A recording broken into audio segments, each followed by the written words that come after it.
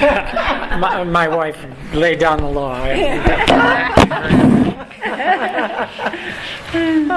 Okay, so this is the meeting of the task force on November 25th, 1 month before Christmas, and it is 12 o'clock.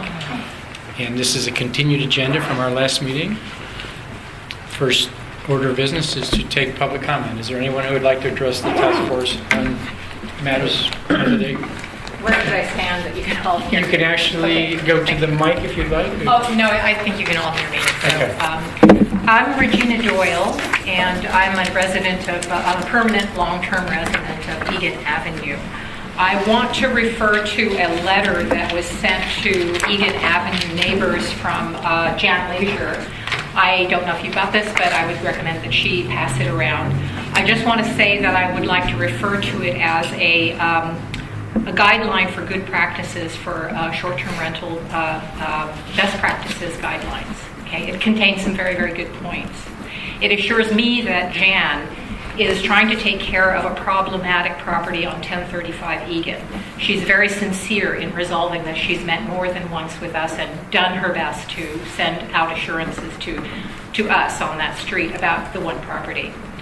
But her recommendations are no good if the majority of you don't agree and put forward her excellent suggestions in any kind of regulations. It's good for you to deliberate, and I understand this is a long process, but this needs to come forward in some sort of an actual ordinance-based recommendation. Also, the recommendations, and I had a quarrel with Jan a little bit about this, which is that they don't address the overall concerns that short-term rentals inherently destroy the fabric of the community. Okay? Pacific Grove is called the last hometown, and I don't want that to make it sound ominous that this is the last hometown. I would like to preserve a sense of neighborly trust, relationships, a sense of security, engagement in local government, and I feel very much that that's being weakened when there are no ordinances that control properties that are under this kind of a regulation. Two issues that I have are density and security. Okay? I also felt that that was imperfectly addressed in things that I've seen come forward. I'm going to take the second point first, which is security. There's a heightened sense of problems with security now. We need to know who our neighbors are and who's moving in, even in a transitory way. I don't agree that it's not possible for you to make ordinances that you are on site to check people and the cars they bring and the people they bring into the house. There is nothing in the regulations that say that you can't leave a lockbox or come to my house, or I can't send you in an envelope a set of keys. We still don't know that we're assured that these people have to be vetted by you, by a responsible person for the property, and know who's coming in, that they show you their ID, that they re-sign another document that says they know the rules and regulations. You can't prevent everything, but people like me want assurances that you're just not letting anybody in and you're being perfunctory about it. I go through a lot of regulations just to rent a car for a day. So this has to be more serious when someone's sleeping overnight in my neighborhood and every neighborhood in this town. A very important part is density, okay? Without density regulations, it means nothing for you to state that there's a threshold, because they could all be either in my neighborhood or another, and it's just, it goes with it. This is now becoming a phrase. We don't want the town to become like Mermaid Avenue. And I don't agree that you can't set a limit on how many permits you issue within a certain area. And I don't agree with you that you can't stop the permitting when there are too many, that you can't let them expire and have some sort of rotational basis where if 5 people want to have a short-term rental on a block, that they can't just say, yours expired, let the next person have a turn, and you all get in line to do that.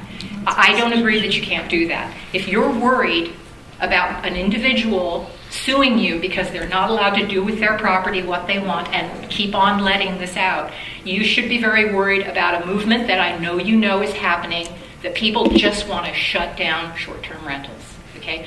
Don't make people become part of that camp. All right? So I'm just offering suggestions. I want to please bring this forward as an example of Jan is doing a stellar job as far as I'm concerned, that she is assuring me that there won't be problems with one individual rental, but this needs to go citywide. Thank you. Thank you for listening. Anyone else? Sorry, May I Bob. ask her a question? Look, why don't we go ahead and finish public comment first? Ma'am? Good morning, Mary Flake, Pickup resident. The question of insurance has come up and whether or not the ordinance should include a requirement, so I wanted to clarify a couple of things. The Airbnb host guarantee policy is not insurance. They're very clear about that. They state that on the website.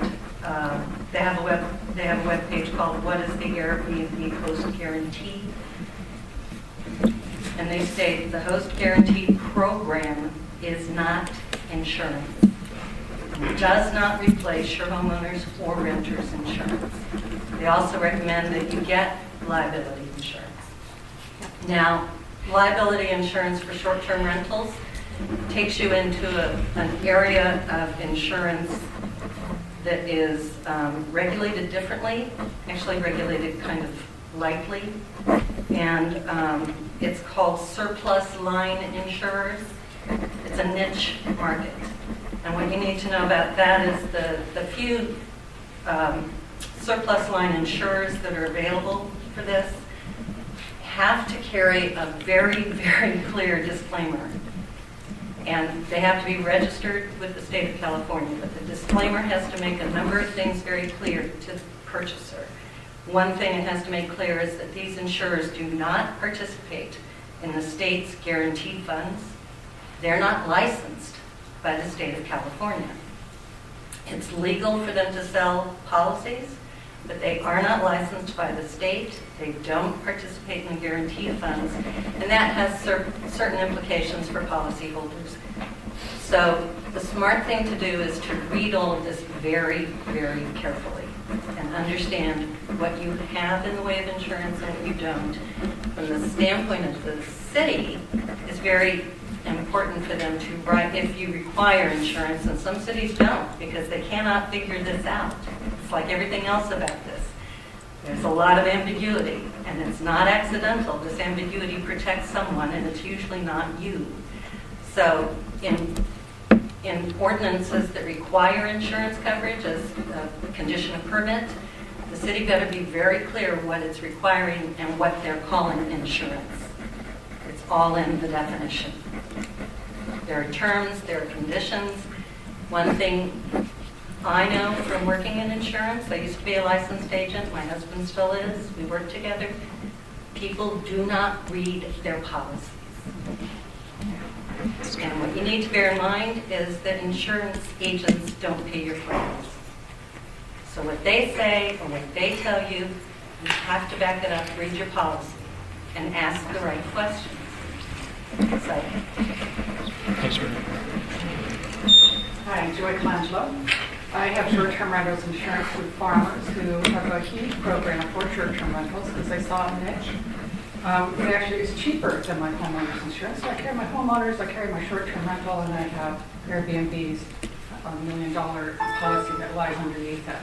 Indeed, you do have to use your insurances prior to making a claim with Airbnb, but they readily pay what your insurances don't cover for acute damages. Say they have paid for someone having a meth lab before in New York, and it was well publicized and a real errant occurrence in Airbnb lore that it's out there all the time.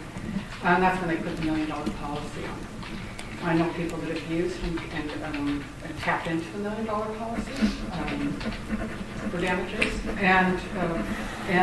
But my short-term rental insurance, what I want to say about it is that it's about half the price as my regular homeowner's insurance. So when I switched over, I actually started saving money.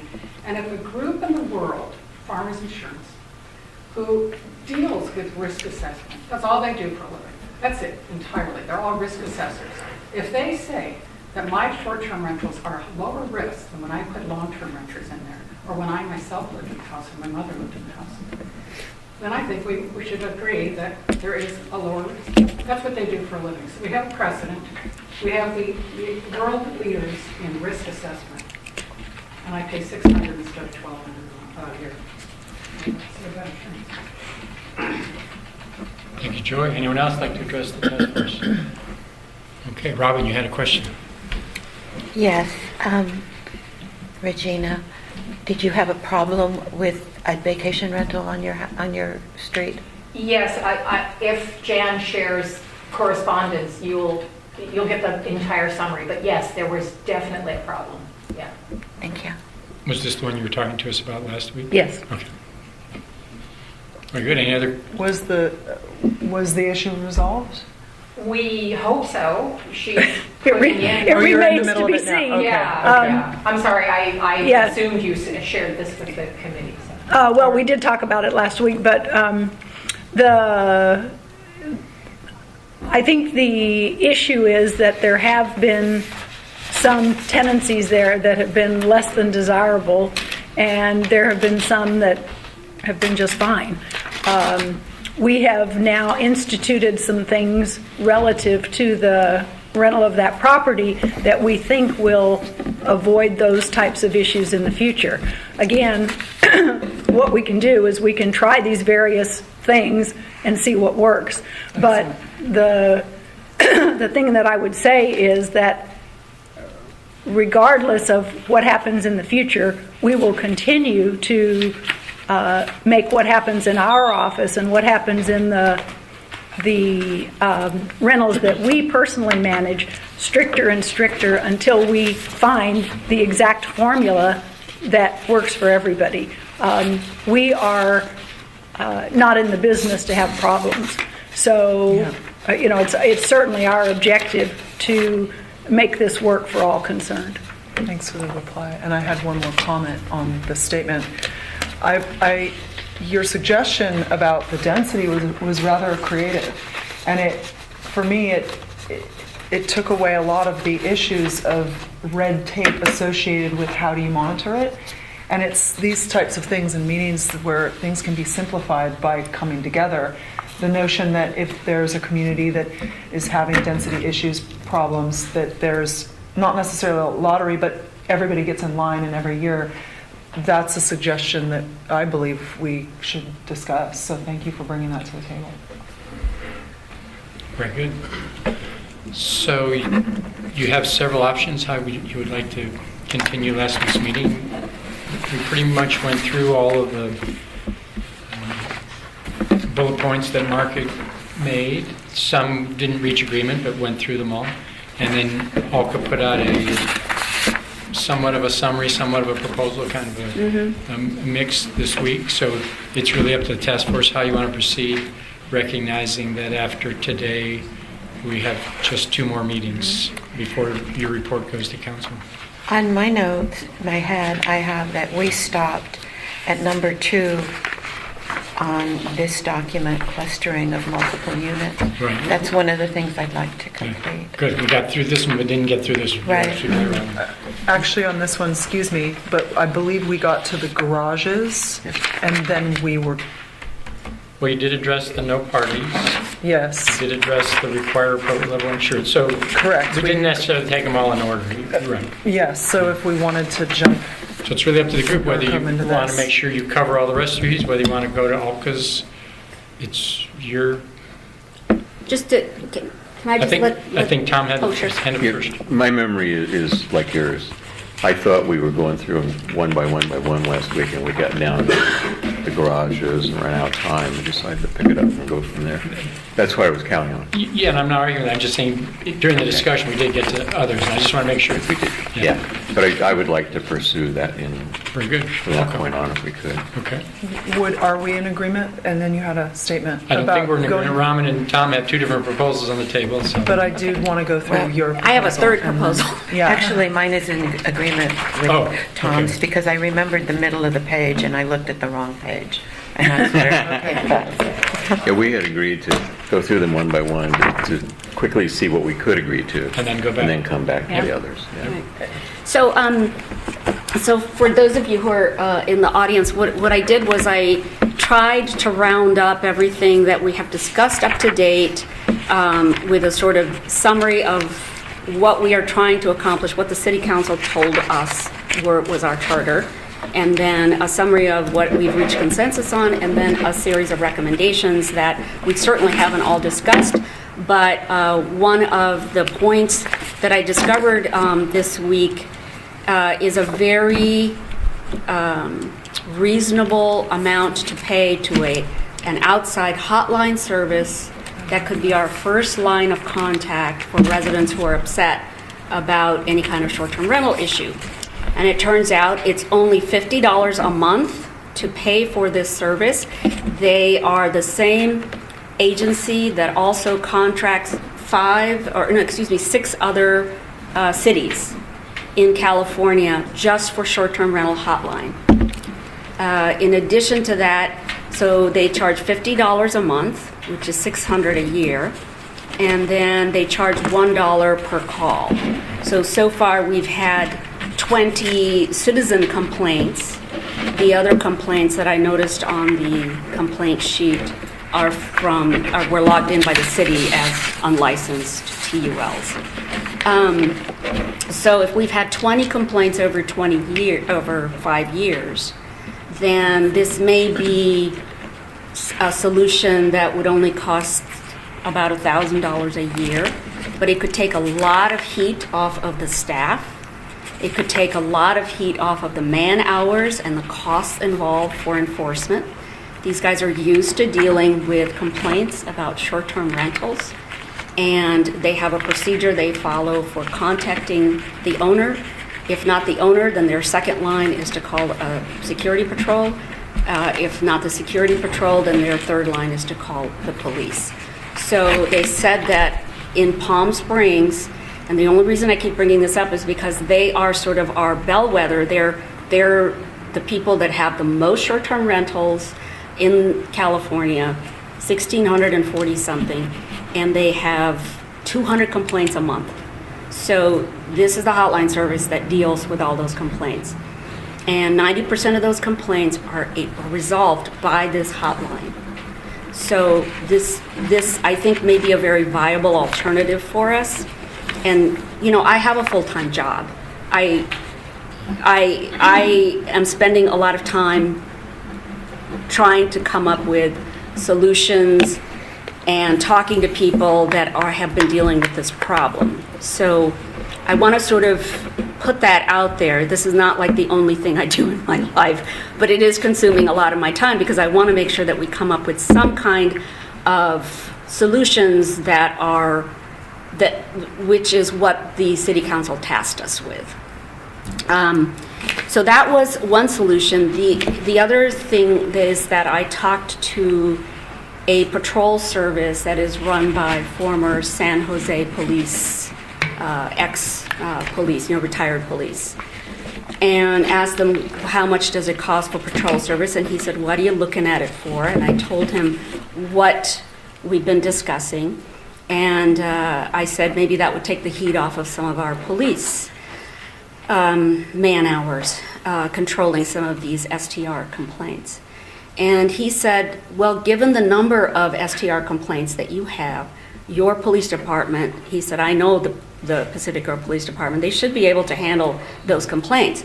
And given what Annalisa told us last week about having talked to the police department and how they haven't seen an increase in their activity as a result of the increase in STRs, I think that one of the recommendations I had made, which was to hire a security patrol, is probably not even necessary. So we can, our first line is the hotline, and then after that, Can be addressed. Yeah, that can be addressed by the police. But one of the things that happened is, after I went through this whole, 7 pages of sort of writing down what summarizing kind of where we are, I started to think about where City Council had originally started this discussion for us. And that was the discussion of neighborhood character. And I think Ms. Doyle just pointed out the fabric of our community is how she put it. And I know last week, Tom, you said that you don't want to, in your words, be subjected to a lot of goddamn strangers in your neighborhood. So what I want to think about discussing today is, what does it mean? What does neighborhood character mean to everybody? I think it means different things to different people. And I think that if we could define neighborhood character, then we might be able to see whether these issues that we've been discussing are contributing or hurting neighborhood character and whether they're worth discussing. Like if they're not helping towards our definition of neighborhood character, then maybe we don't present them to council. We only present the things to council that are actually working on the issue of neighborhood character. So I would really like us to discuss what does it mean to have the fabric of our community stay the same, or what does neighborhood character mean to people? Okay, so we have two proposals on the floor. One is to finish going through the bullet points that we started on last week. Make sure I got the right copy, Andy. And then the second is to progress to another part of discussion that we really haven't started yet. What would the task force like to do? What's your... I think I will object wholeheartedly to Alka's proposals. She summarizes the charge of the council. That may be, in fact, what they said. That is not at all the way I heard it. I think we're far from making the kinds of new recommendations you're talking about. May or may not be worth getting contractors, but I don't think we're there yet. Defining neighborhood character, boy, that's far beyond my ability. We could spend the rest of our lives sitting here and not come up with an agreement on that one, I think. I think you have to go back to the codes we have in hand, the general plan, the zoning codes, the things that get to the point and the purpose of Pacific Grove and how that's done. And I think that might be better applied, and I think that that's better left to the Planning Commission and maybe the council and the staff than certainly to me. Just on your one point about impact, we looked around Friday night, just one specific, watching the 4 short-term rentals you see from our living room. We saw a total of 18 people staying there this past Friday night. So I thought about it and I counted. We have now 20 full-time residents on that street. So if half the folks there that time were tourists, then that's impact. That's one specific that popped out. But some of the things we've discussed and agreed to, our memories differ on that. I disagree with some of your specifics. And as far as projecting recommendations, I don't think we're there yet. I'm not sure we'll ever be. But I think that's a white paper.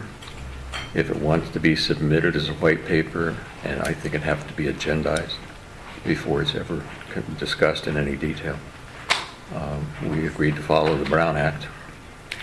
I would agree that for this group to try to define what neighborhood character is and how to support that would be a monumental task and create lots of time commitments that we don't have.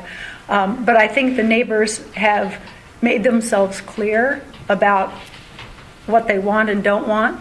And I think that we are on the right track with some of the recommendations we've made. I think that we have clearly heard from the neighbors.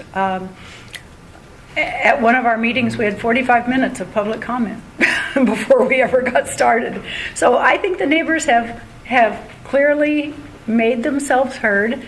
I think that we need to go back to where we left off last week, continue to try to come up with recommendations that will make sense for the city and make sense to the neighborhoods. And I don't think we should get diverted in philosophical discussions. Okay, so that's a majority. So. Okay. Let's see. Yeah, 1, 2, 3. Right, but so we're going to try to do things by consensus. Yes, so your opinion is yes. absolutely desired. I've read this before I came over, and I find it to be excellent. What I find in this is a concise movement in a direction that gains momentum. I think that there have been several meetings where we have been given agendas rather than coming up with exact solutions on our own. And we've had several meetings where we had to really kind of kick the ball around with other cities, with listening to both sides of the story, and really trying to come to the middle ground. I agree that we did leave off this task force list from last week, but I've been going home the last couple meetings thinking these are recommendations that were that were put in front of me. These weren't necessarily recommendations I heard from my team. So that was important to me to bring up, that it seems if we're meeting middle ground, it's closer to the kind of, creating a very serious rules regarding these short-term rentals based on data that I'm kind of unclear about, and that's what I've been trying to do is get the data. Alka has kind of, taken a lot of time here to go over what we all agreed on kind of already. Like in page 2 here, what we've found consensus about, recommendations that she had. So after we're done with this list, I would love to kind of, quickly, and I say quickly because we have limited time today, just go over this. She addresses legal, she addresses funding, she addresses the processes. There's a summary points of the consensus, and it's felt so middle ground to me when I read it. It was very much a leadership move to really gather what we've been talking about, what we believe in, into a something that's formal to propose. So that would be my thought on the matter, that we finish up here discussing and then move to Alka's document. Do you have another copy of that that's in front of you? I have 2, I think. Oh, yeah. I wrote all over mine, sorry. I think I'm going to hand you this. You have little doodles on yours. I think we should make copies if that'll be helpful. Oh, thank you, Terry. Thanks, I Terry. appreciate that. That one and is there another one we're going to discuss? You can, let's do that, but this program that's been suggested here is just so much work for the city to do. Oh, I do, wait. Oh, wait, Terry? No, Terry, this is the one. Thank you so much, and I'll give her, Yeah, this was I'll give her this Mark's one. proposal. See, that's Mark's proposal. I'm Right. totally not in favor of that But proposal. This one was. yeah, me too. That one, yes. Was That the one, summary of- that one we can discuss. Thanks, Terry, I appreciate Yeah. it. Mark's proposal had a point of view from the city staff that I don't really feel belongs here. Okay. Yeah. All right, so let's And I would comply with that, I let's agree with that. And pick right up where we left off. Okay. Garages. I was thinking about this last week, and it totally makes sense now that I've mulled it over in my mind, because I bet that most of the clients have their homes, they're not in their homes permanently, and I don't like that word in a public statement. So I would just like to bring up the idea that for the folks that I would probably represent who live in their homes, having a lock-off area, having an area where bikes, kayaks, all the stuff that my kids play with, projects, art things can go into, get locked off, rather than making room for a vehicle, so that, no one's going through my things or using the things that I wouldn't want them to use on the couple weekends that I rent would be my private space. You have a look of I concern thought on your we face. weren't dealing with owner-occupied residences. I thought that was being treated separately. I think it's it's the David Terry type that we're not addressing, which is Right. where he stays there and rents out a room, and they share the kitchen, share everything else. I think Annalise is talking about a residence available for short-term rental where the owner also can stay there as well. But But not at the same time. If you recall, Mark suggested that there were 3 categories. And so hers Correct. is category B, and I think we're concerned with category See, A or C, whichever those, I can't remember whether his was first or last, but, No, actually, this group has the ability to address all 3. okay. Okay, As Mark explained about thank you. category B, if we want to call it that. Yes. He was referring to the homeowner who decides to rent his or her home for the concourse or Right. for the summer because they're going to be gone. Right. And in my mind, that's very, very different from a short-term vacation rental, which can rent 150 times per year. And I don't know, I'm pulling that out of a faulty memory. Yes, the property shall be limited to a total of 150. That's just a proposal. This group hasn't addressed that. Right, short-term, I think if the property shall be limited to a total of whatever we decide, if that's C in Mark's proposal, then B would be the 1 or 2 times per year. And that's a different category. And maybe I'm confused, but if it's limited, let's say, to 150 days per year, then the owner can use it the other 215 days per year. And I thought that's what Annalise was referring to. That's what I'm trying to say. Yeah, is make that- sure the owner has the ability to have some storage. And we had it, I mean, Jan was very eloquent last week about regarding the driveway and the garage, and I hear Annalise making a different proposal, so that's what I think's on the table. And I agree that having the driveway available and being very specific about parking, I loved the suggestion. I imagine you folks supposed to have that too. I should probably do this in Santa Cruz, where they have to leave a signed agreement that they read the terms and conditions. I haven't been doing that up there because it's a little more loosey-goosey, but that would be something to adopt perhaps, that they really have to leave with an agreement in place knowing how many cars, where they're to park. I was thinking actually of the situation where there's the Mel, who's from Sausalito, and she comes down often with her family, and they have bikes and kayaks and things, and you know, I haven't asked her personally, but I imagine they need a space somewhere on that property to put them so that people aren't using them or they're not getting stolen or open. So that was my thing about leave the garages alone, although in your business it probably is a reasonable thing to ask people to do, to leave them open. So I just wanted to put that on the table, that for some families they may need that storage space in lieu of small properties. Whether or not maybe they're renting full-time a year, they're still coming to use their homes at some point. Well, now I'm confused. What's the 150 night-a-year limit versus 365 nights a year? I thought we had 2 different categories. It was a suggestion. Well, the 150 was part of Mark's suggestion Yeah. for multi-res. So it really doesn't have to do with What we're talking about right now. Yeah. But, you know, just to, if I could just make a proposal for your consideration. Going back to Mark's 3 categories of rentals, one would be a room rental where the owner is on site. And so And this group isn't dealing with that. this group is not going to deal with that. The second one would be a Occasional license rental. for an owner-occupant to occasionally rent his house when he's not there, and that would be up to 60 days per year. And he proposed that. I would propose that anybody who chooses to do that must provide off-street parking for their guests. That's reasonable. The third category would be the properties that I manage full-time, or an owner doesn't live there and manages his own property full-time.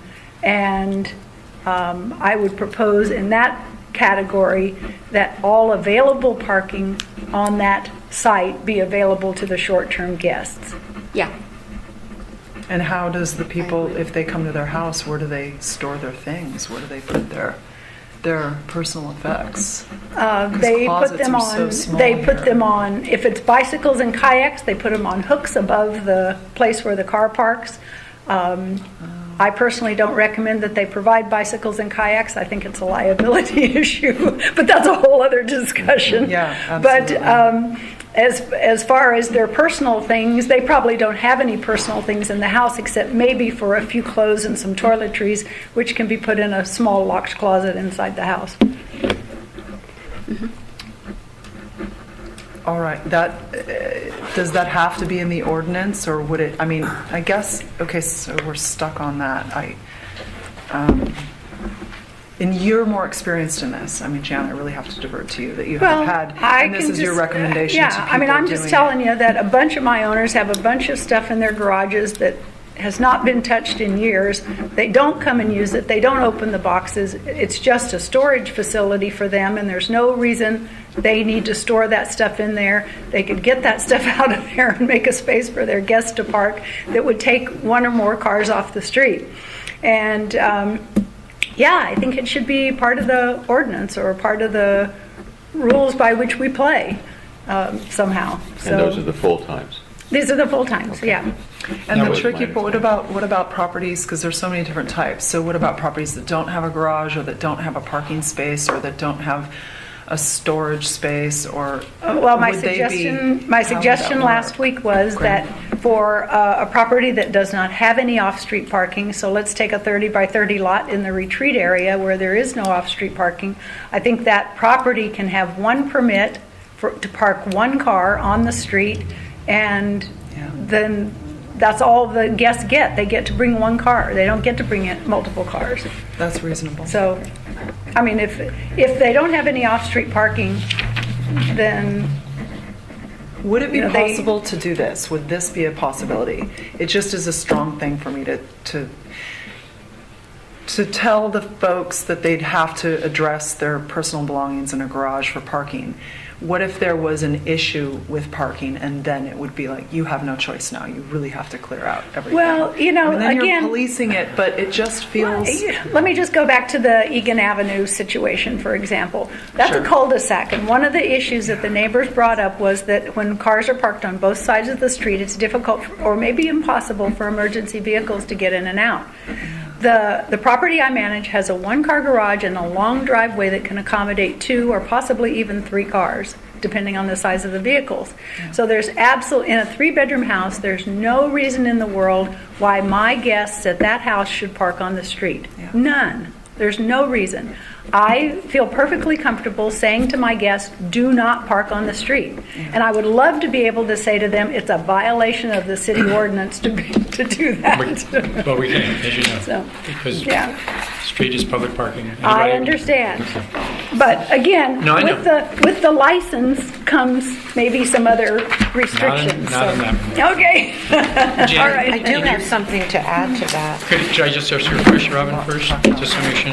In your proposal, would the 60 days or fewer be part of the 260 limit, or is that totally different? Mark said it was a different category. Well, I know what Mark said, I want to know what the task force It thinks. would be my opinion that that would be a separate category also. Yeah, because it happens so seldom. Yeah, Yeah. okay, Robin. With respect to parking permits, because that has been suggested as a way of resolving this problem, I attempted to find out. I sent an email to Tom asking what the process is. Tom referred me to Bill Silva, our traffic and safety engineer, and to Daniel Go, our head of public works. After 2 days, I had no response except an auto email from Daniel that he was away until after Thanksgiving. I then attempted to find Bill Silva on the city website and couldn't. So I made a phone call to City Hall, and I was directed to Planning Department because the person who answered the phone at City Hall could not give me that information. Planning directed me to Public Works. I spoke with a man very helpful and pleasant at Public Works. Caleb? Yes, I wrote that down, but I didn't think it was right. He reported that striping for parking spaces probably is not going to be approved. Mentioned a neighborhood in Pacific Grove that has permitted parking and sent me to the police department. I spoke with the police department attendant who said I needed to speak with the commander, Rory. Akins? Lakin? Okay. Who will be available after Thanksgiving. So I left him a voicemail. What I learned from the police department attendant is that the issue goes before the Traffic and Safety Commission. The Traffic and Safety Commission meets on the second Tuesday of every month at 4 o'clock. Most likely a petition from the neighborhood would be required. Then the Traffic Safety Commission, and somehow Bill Silva, the traffic safety engineer, and Daniel Go, the head of public works, are involved along its way to going to city council. So one does all of that to find out if this would work. And this took me quite a while, all of those steps, and I see in reviewing it that what I'm going to hand to you is not exactly correct, but that's okay, you get the gist. So my question is, why should the process of protecting the peaceful enjoyment of one's neighborhood and home be more cumbersome than the process of obtaining a TUL? I think we need to think about that. Good question. The parking, getting a parking. A parking issue in a permit neighborhood or- that yeah. is seriously impacted by parking, Oh, thanks, Rob. as is 18th Street. Why should the resident homeowner, full-time resident homeowner, Be more have to go through a more cumbersome process than each neighbor who got a TUL? I don't think have an that's a answer to reasonable that. question. I don't have an answer to that. It's just a question. Rhetorical question. Yeah, and it probably has something to do, I would imagine, that the process of getting public parking permits. I mentioned this to the mayor when we first all spoke, and he said it's a cumbersome process. Yeah. That's my recollection. I don't want to deter us from the topic at hand. Yeah, I agree. But it was a good opportunity to insert that. It's cumbersome and controversial. It absolutely is, you're right.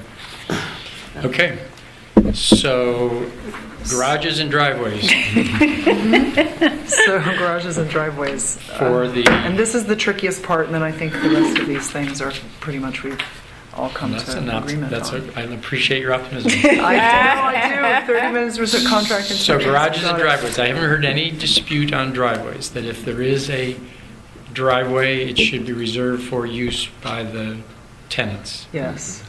So what appears to be not fully agreed to yet is the garage. If there is a garage, should it be fully available to the tenants or not? I think there's so many cases in Pacific Grove where there is not a garage, where there's an illegally converted garage, and a garage that's full of stuff that Jan doesn't like. I'm not so sure I'm in agreement with garages. It's a wonderful thing, and hey, the property owner can charge more if the garage is available because the car is protected. But I think with the Givens, the driveway is the best. The concern for me is the street parking. And at one point, it was stated that, I think maybe in Alka's draft, that parking would be regulated by existing city ordinance. Well, with that, they wouldn't be allowed to park in the street. Right? Why? Why not? Why not? I'm sorry. you Well, lost me. they would be allowed, but it would create a problem in the neighborhood where there's very little parking and we have a lot of guests. Sorry, my tongue got twisted that's around fine. my IT. So since this has come up twice, Mark, for example, even though he lives on one side of town, I live in the other, he can come over and park in front of my house anytime he wants. Right. That's the law. The city, unless it has a neighborhood parking permit program, cannot preclude him in any way or restrict his ability to park in any way except our state enabled 72-hour provision. So either we put up time limits in neighborhoods, which obviously I think has- what I left out was off-street parking needs to be I'm sorry, provided. I thought you were talking about on-street. I think what I left out is Okay. the ordinance requires off-street parking. So those homes that don't have it are legal non-conforming. Okay, thank you. I'm sorry. Yes. Sorry. You're talking about your theoretical ordinance, your proposed ordinance? No, I your- think it's in existence. No. Are you talking about the current New short-term homes that, rental ordinance? well, we just had a case before the Planning Commission where a homeowner does not have off-street parking. And the house I know has never had off-street parking. And it will continue to have off-street parking because the Planning Commission, using its power of discretion, a discretionary approval, approved an unattached second building on the site as living quarters.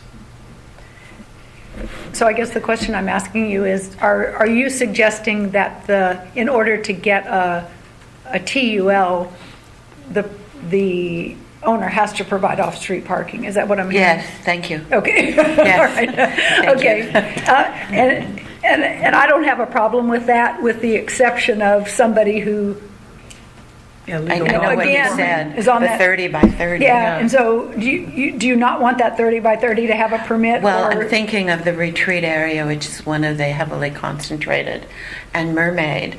And I'm also thinking of the fact that I personally think we need different regulations for different neighborhoods.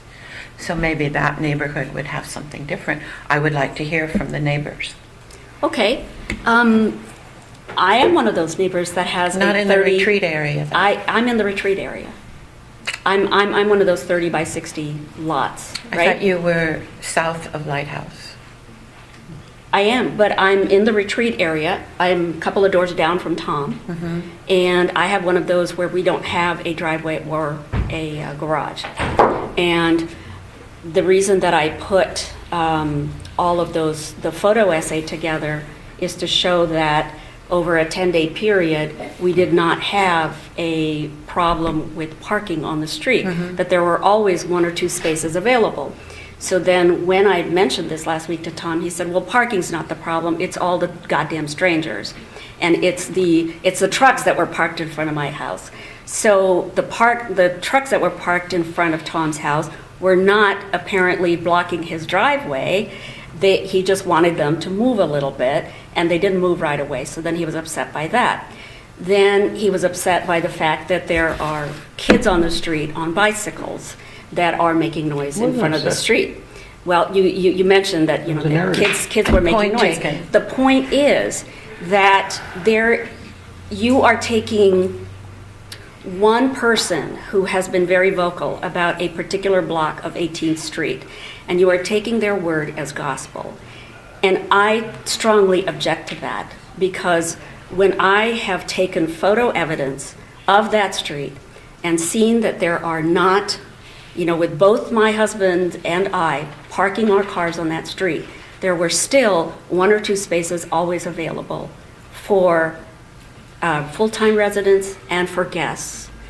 I strongly object Point to taken. this issue that we who are legal non-conforming, when we do not have a driveway and do not have a garage, that we are somehow going to be forced to buy a public parking spot? No, I do not. No, this is a public parking street, and full-time residents who have driveways should be using their driveways. So do you That's think- not happening. So do you think that somebody who applies for a TUL who doesn't have any off-street parking should be able to park as many cars as they want, or should they be limited to the number of cars they can park 2 there? cars. Limited. Because that is the current municipal code. It's 2 cars per house. That's the current municipal code, and that's the code that we need to be honoring. If you want to reduce that to 1 car on a street which only has parking on one side of the street, if you want to limit that to 1 car, then that has to be applied to all the houses on the street, not just the STRs. I think legally, we keep hearing that you cannot just apply codes to STRs. It's much more nuanced than that. There are certain things that can apply just to short-term rentals, there are other things that can't because of constitutional rights, property rights, Right. First Amendment rights. Right. But there are, clearly, if you seek a license from the city, Right. the city can attach conditions to that license. It just can't attach conditions that are outlawed by something else. Okay. So for example, our TUL is very clear. Our license states 2 vehicles for the street, 2 vehicles for this particular STR. But in clarification, I think the code says 2 vehicles per parcel, not 2 vehicles per housing unit. Okay. Some parcels have 2 and 3 units on them. Okay, so 2 vehicles per person. This may be an example that we were talking about when you originally suggested, Jan, of the individual neighborhoods really coming. I would foresee that it would be rather easy to request a guest and say, we live on a very small street, neighbors need their parking. please bring one car. If you have two, there are alternative streets to park on. They leave their car the full time, they can drop off their groceries or their bags or whatever they need to do, their children, and they take perhaps one car. Maybe there's another street that's tight, but it's not as big of a deal to the neighbors. So that there's solution based without having to change code that's in place, Yeah. the ordinance as it is. Would that be something that our team here would be interested in looking at? I think that would be very good on the code handbook or whatever that the homeowner and the tenant get. I So- don't know if that's what would solve the problem. Annalise, I'm really sorry. What was that suggestion? The idea that within the document that's left or that's advertised on that property, if there is a street that has, for example, the parking, on the cul-de-sac, absolutely can't happen there because of emergency vehicles. So they are reading a document, they're signing it. and if there I like is that. an issue, and it continues an issue, then the neighbors come together in a task force manner to alleviate that problem. And that it might even be, because it seems, Tom, that you are across the way from two properties, that would mean 4 cars. Potentially, the owner would be amicable to discussing a single car, drop off, pick up, leave one car there. It's possible, solution-based, rather than changing the entire city. All ordinance. things are possible. In this case, I'm across the street from 4 short-term rentals, and I don't think I'm in speaking terms with any of the owners right now. That's why we maybe need the task force in permanent places. And it- You had suggested we're going to need some interface, as you do. Yeah, I think that, Excuse me, I spoke over. I think that there's really two sorts of, points of view being expressed here. One is that the city should regulate as much as possible, the things that limit or restrict the parking. The other extreme point of view is that somehow the neighborhoods can work these things out. I think that if somebody is in the neighborhood who is motivated to work those things out, then it's highly likely. However, I don't know how you legislate that motivation. So that's the dilemma, I think. So, I think when we go back to the city, the city's going to want to hear something from us as to what things they can put in place that will alleviate the concerns of the neighbors. If we just go back and say, well, we think the neighbors can get together and work it out, I don't think that you would that's gonna voice fly. it that way. I don't think you would voice it that way. You would create a very specific system in which well, you and do it. my suggestion earlier has been that, that a board be created within the city to deal with rental issues. And I think that is one way that neighborhoods that do have different needs Yes. can be addressed. But without an official body that is tasked with addressing those things, I don't think you can just leave it to I agree. the neighborhoods. And So that's one of the recommendations that I put in this document, And I- because I thought that was a good one. I sent an email out as well, and I'm not sure if it made it to everybody quickly.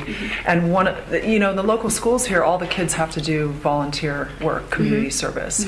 And I would like to see it part of, if you hold a license, then it will be a rotation, and every quarter, every 3 months, you serve on the team, 5, and we listen to the issues, we recommend to the city, we go to neighbors that need, and it's like, it's part of what you have to do. It's not a Okay, volunteer. but let's stay on parking, otherwise we'll never keep So going one- round and round and yeah. round. One of the things I was thinking about for parking is I thought, okay, so what if we limit, what if we say, okay, you can't park on this street, Mr. Short-Term Renter, you have to park around the street. I mean, We can't.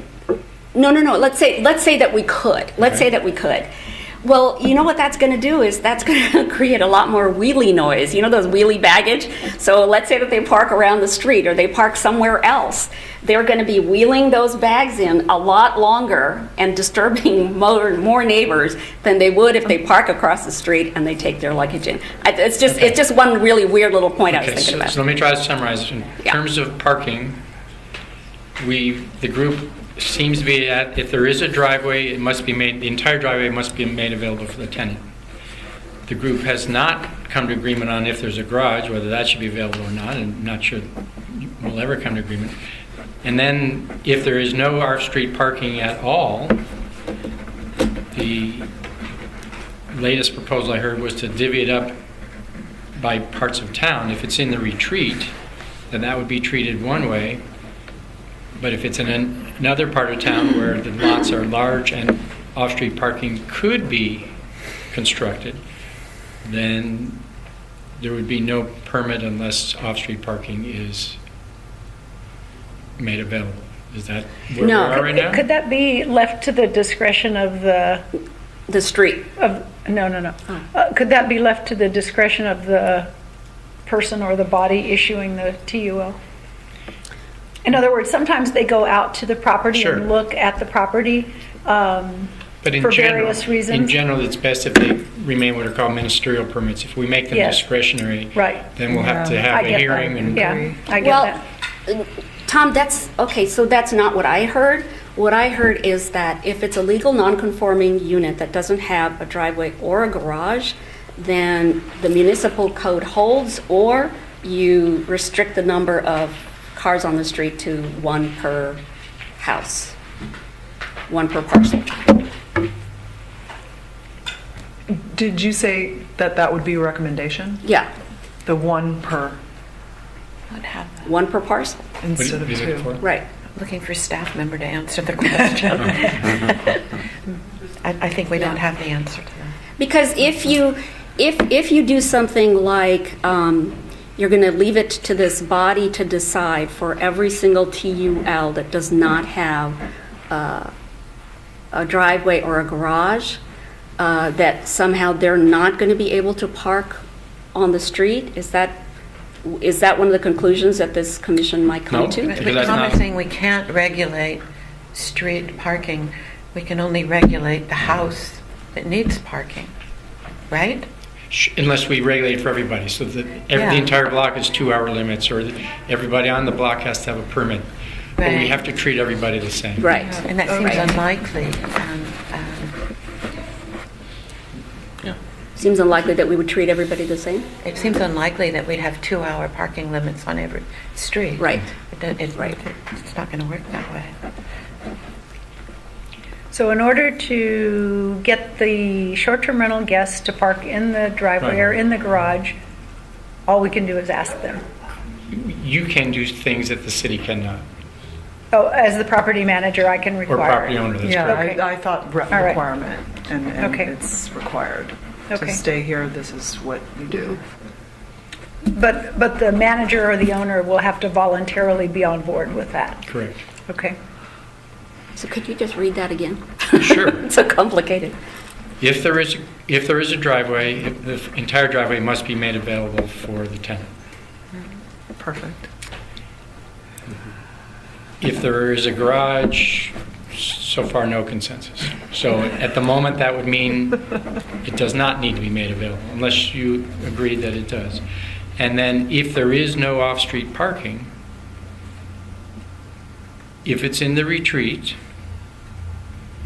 and I'm putting words in Robin's mouth because she was the first one to put this on the table, so if I'm saying it wrong, please correct me. Well, I said it wrong. So. If it's in the retreat,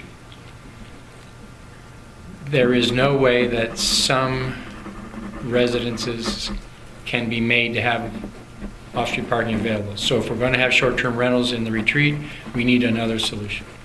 But if it's not in the retreat and it's on lots that are large enough to have off-street parking, and a particular residence just doesn't happen to have it, then in order to get a short-term rental license, it would be required to have at least some availability of off-street parking, and the number wasn't specified. That's what I heard.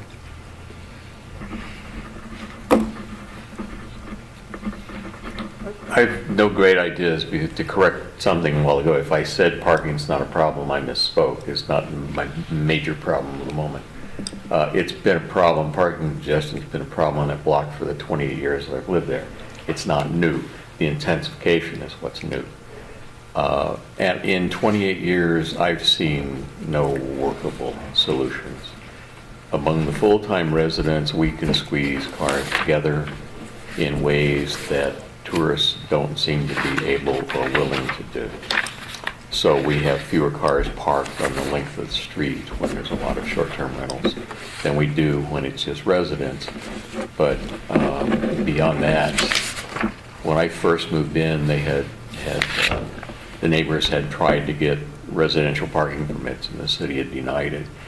To the best of my knowledge, we've never tried that since. We've never really tried anything but cooperating with each other, and somehow we survived. So it's just part of living downtown. And that is the last part of Robin's proposal that I've failed to read. I've got here, failed to read twice, that the city must fix its process for people having parking issues in their neighborhood to be able to get at least the city to look at it and get some resolution. So, I echo that. I think that's an excellent solution Okay. for just keeping it as a... okay, so can we move off parking now? 'Cause we- Yes, yes, I think that was the As biggest... unsolvable? No, we can All right. move forward. Next, that did get addressed to some extent last week, was creating a residential rental mediation board, or name unclear, similar to other cities, in other similar city commissions and boards to address neighborhood issues. And that's a proposal that's been on the table. I didn't hear any objections to that last week. I have an objection. Okay? I think it's very difficult to get You- residents And you to did say serve that, yes. on the commission. And in thinking about it, it's sort of like a vigilante committee, and I think that would make it even harder to get, unless I'm misinterpreting it. You know, given how controversial and urgent this issue is, I think right now we could easily get people to serve on that. 10, 20 years ago, maybe a different, in the future, maybe a different story. How many applicants did you have for this task force? 30. Yeah. I risked my case. But Robin, what do you mean by vigilante? I'm just curious. Your next Well, time. when we speak of anything as a group, we go right to going to a committee or commission to resolve it. We're speaking not of happy things that occur with short-term vacation rentals. We're speaking of difficult things. That sort of translates to me as vigilante. Hopefully, it wouldn't be that way, and maybe it would work. The suggestion of having owners of short-term vacation rentals serve mandatory service, rotating, would be burdensome for those who, for instance, live in Michigan. How could they serve on a City of Pacific Grove committee? So I think that would need further thinking there. As we well know, most of the owners of short-term vacation rentals, 82%. 153 of them have mailing addresses outside of Pacific Grove, as opposed to 37 in Pacific Grove. I don't think that would be a workable solution at this juncture. So I had a suggestion Actually, that... Tom's next. Okay, and then after Tom, I have suggestions to that. The administrative hearing officers the city has now, would that not be an appropriate place for these issues? I mean, do we need a separate It panel? might be for the most serious ones, but that's about a, Terry, 20, 30-hour investment of time just to put those. Okay. It's So a that's very serious. cumbersome process. That's just not kumbaya, that's serious stuff. Yeah. Comment, this happens with sports teams. Those parents that can't make it in, or the folks that can't make it in, they pay for their time. And that money could be used for, I don't see why not, if you can't be on the board out of the 260 people, then you pay $250 for that time. I think that's a good suggestion. And that $250 will go to staff, the staff budget. And if they're out of town, if they can't do it, They're going to assign their manager. yeah, they can assign the manager. They can, but there still is I that. can see I'm going to notion. have a permanent place on that committee. Yeah. So that was a suggestion. Additional funds and What about, if we go ahead with this suggestion, what about limiting the number of those STVR owners to whatever number to serve on the commission. Clearly, the commission would need to be a balanced mix. perspective. Oh, that's interesting. So, because I foresaw it to be the people that are running their properties who have a knowledge base or this is an issue or this is an issue and coming together not only for citywide things, but to advise That would be- fellow property people what to do. That would be a different group. If it's a city advisory commission, then it would need to be balanced perspectives for the whole city. Because that's the way all the Okay. other We commissions are definitely structured. we need the neighbors' involvement. We need the residents' involvement because we need their perspective. Oh, I see. I'm thinking of the one that you have at the county level. Oh, It is real estate. Yeah, two different things.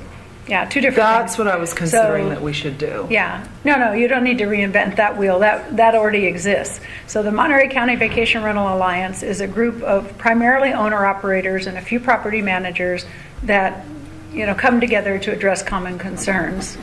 But what we're talking about here is specific to the city of Pacific Grove, and my original suggestion was that it not only deal with short-term rentals, but it deal with long-term rentals as well.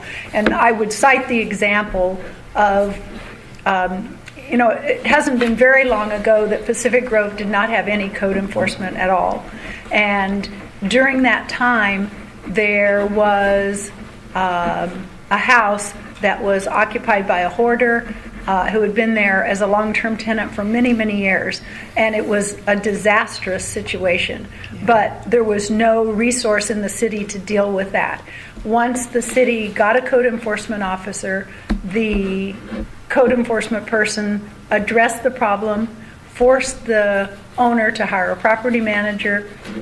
We got the property cleaned up. We got the tenant out. We had a new tenant in there, and it's a much better situation. So the point being that board could have taken that on and not waited for the hiring of a code enforcement officer, or not put that off on a code enforcement officer, or could have worked with a code enforcement officer Okay, to I address see that what you problem. mean. So there are neighborhood issues, there's long-term rental issues that need addressing the same as short-term, and this board, in my way of thinking, this board could address all those things. Which is why I tried to say the title would be a residential rental board or Yes. something to include all Yeah. rental. Yeah. So I is like there, that idea. That's how I took it too, yeah. is I there agree. consensus I on like that? idea. Yeah. That works. That definitely Okay. works. Next, And can't charge money then. Can't charge a fine.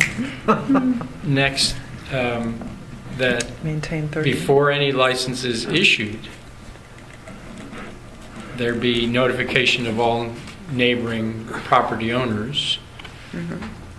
It's here listed as 300 feet. I don't know if there's any magic to that number. And to provide an opportunity for all the property owners and tenants in that immediate area to share if they have any concerns, questions, or suggestions before the license is issued. I think that should be mandatory. Now, the 300 feet may be optional, but certainly the immediate neighbors, because these things just pop up. And we've heard from folks that say they just wake up one morning and there's a motel next door, and what the hell's going on? I think that's not fair. I think that's a clear violation of all the concepts of zoning. And I think that there will be hearings, and whether it's the planning commission or who, there may be objections that are serious. There may be objections that are meaningless. There may be no objections. There's one on our block, for example, that's got on 3 sides commercial activities. An inn on one side, offices on another, and a restaurant behind. It's got housing, a duplex only on one side. I doubt there would have been an objection to that one. But I think in fairness, the neighbors should be told these are proposed. And I don't think just for new applications, I think for renewals too, because we have some problems.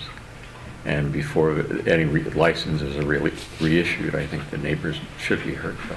You're hearing from a bunch of them now, but I think there may be more. And I just think that's fair.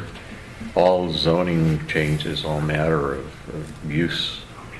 Well, I'm not sure at what point you have to do notices, but again, we get noticed from anytime anybody on Lighthouse Avenue is changing its beer or wine operation, we get notices, and I don't think anybody's ever objected. But still, the law requires those notices, and you'd be aware of it. Yeah, I think it's like 2,000 feet or something in this case. Yeah, I mean, it's just kind of like, Yeah. oh, they've been serving that all this time? Be damned. You know, so but it may be perfunctory, but I think in some cases it's going to be not. Because I know I have one friend that about a block away has a big party house, and they rent to a lot of weddings and things, and he said that it's far enough away that he can close his windows and stuff and live with it. I don't know about the immediate neighbors, but his fear is the place next door. They're fairly big houses. The place next door may suddenly become that, and all of a sudden they wake up one night and there it is. So he brought up it should be treated like all zoning, and he's in government, so he understands this. Excuse me. Should be treated like all zoning, and the neighbors should be notified in advance and have a chance to speak up. So Tom, I think that's very important. is this notification before receiving a TUL? or Correct, after the At the application. application? Yes. Okay. I always had recommended, Excuse me. I had always made the recommendation that it was a courtesy process, that it was, from the day I went into the city, that the address is here, I've talked to every neighbor. If you would like them to either sign or you would like a phone number from them and with my signature on it, this was my suggestion, with the date, that gets filed with the application. So that if there is, in fact, an issue that the city needs to go back on, they have the piece of paper saying, you did contact your owners. And then the owner can say, well, or the neighbor, I never heard. And I really want to lean away from the distrust. I think neighbors, that's part of the fabric of this town, is that I love my neighborhood and I have great neighbors and we communicate with each other. And that's what makes a town. And so rather than having a public notice and a requirement that it go out, I would like it to remain somewhat required that you say you've done it, but that it's a courtesy process, that you do it yourself. With an open house if you would like to, but your choice. I like that idea. Jan, do you guys, right now, do you do an open house every time you do a rental? We hadn't been doing it, but I'll tell you, since I did it on Egan Avenue a couple of weeks ago, I thought it was really a good process. Somebody there at the open house said, why didn't you do it sooner? And I thought that was a really good question. Why didn't we do it sooner? It was a really good idea. So at what point would you do it? At what point would you, like the day that you start being a short-term rental, or when would you do it?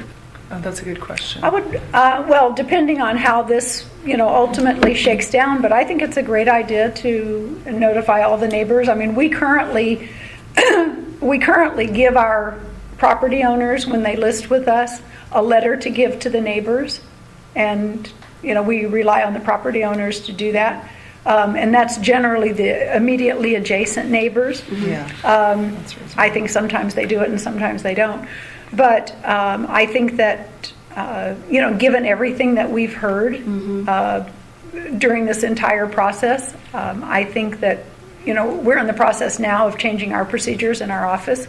I think whatever the number is, 200 feet, 300 feet, whatever it is, the notification to the neighbors is really important.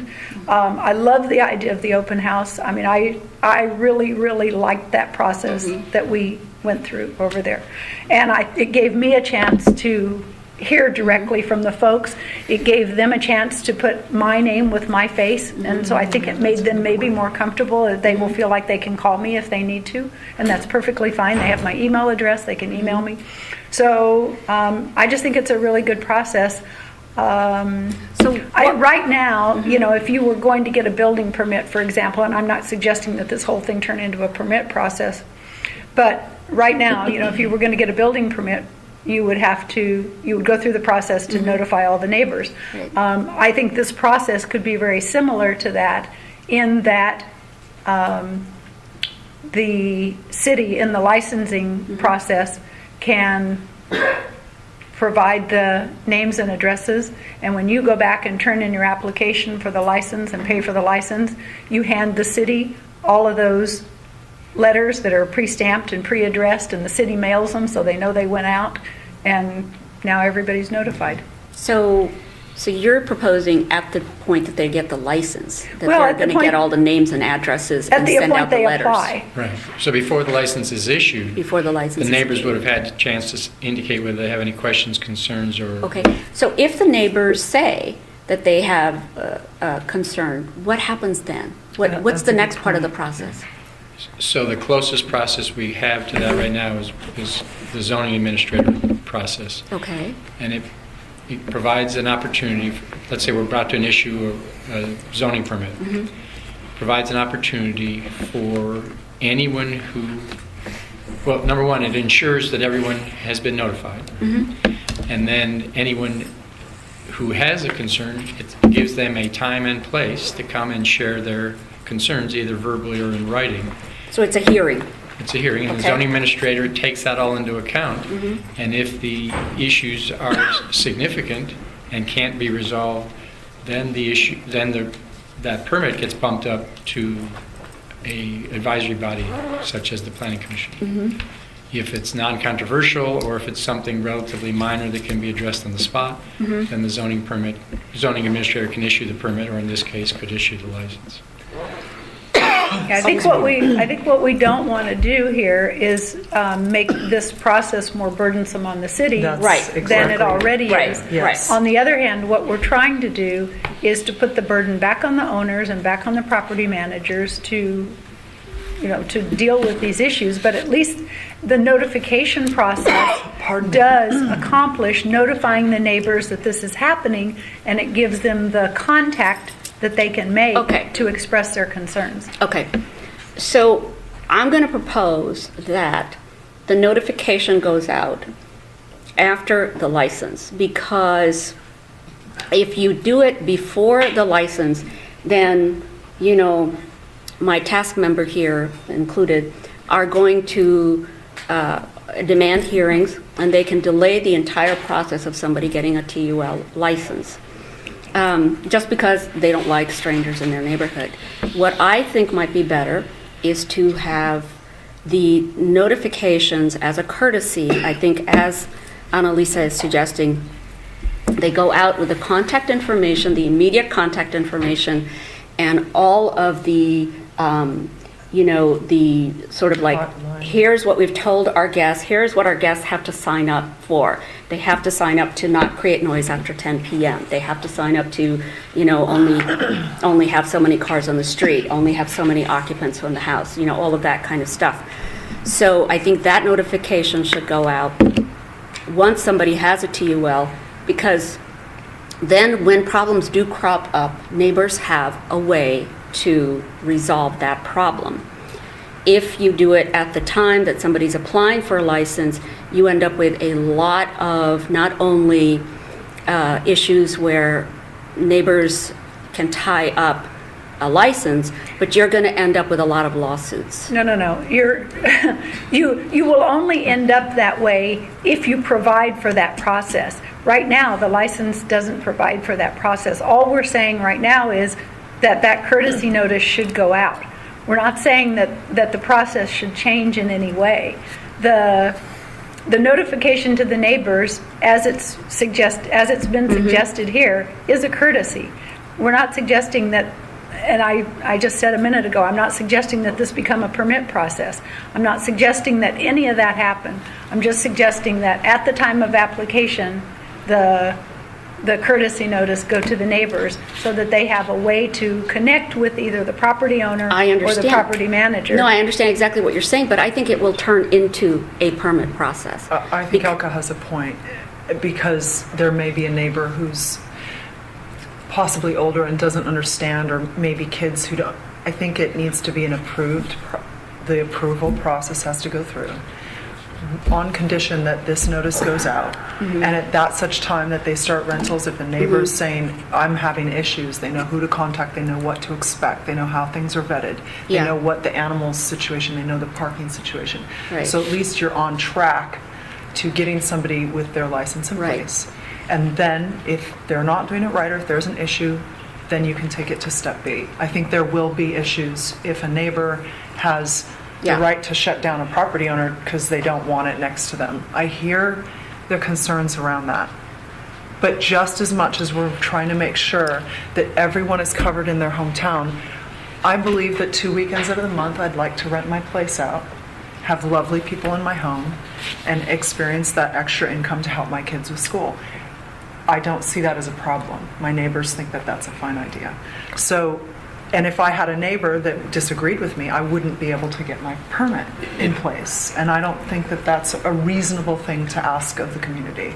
I think the advance notice is absolutely required, because if your neighbors don't object, then you have no problem.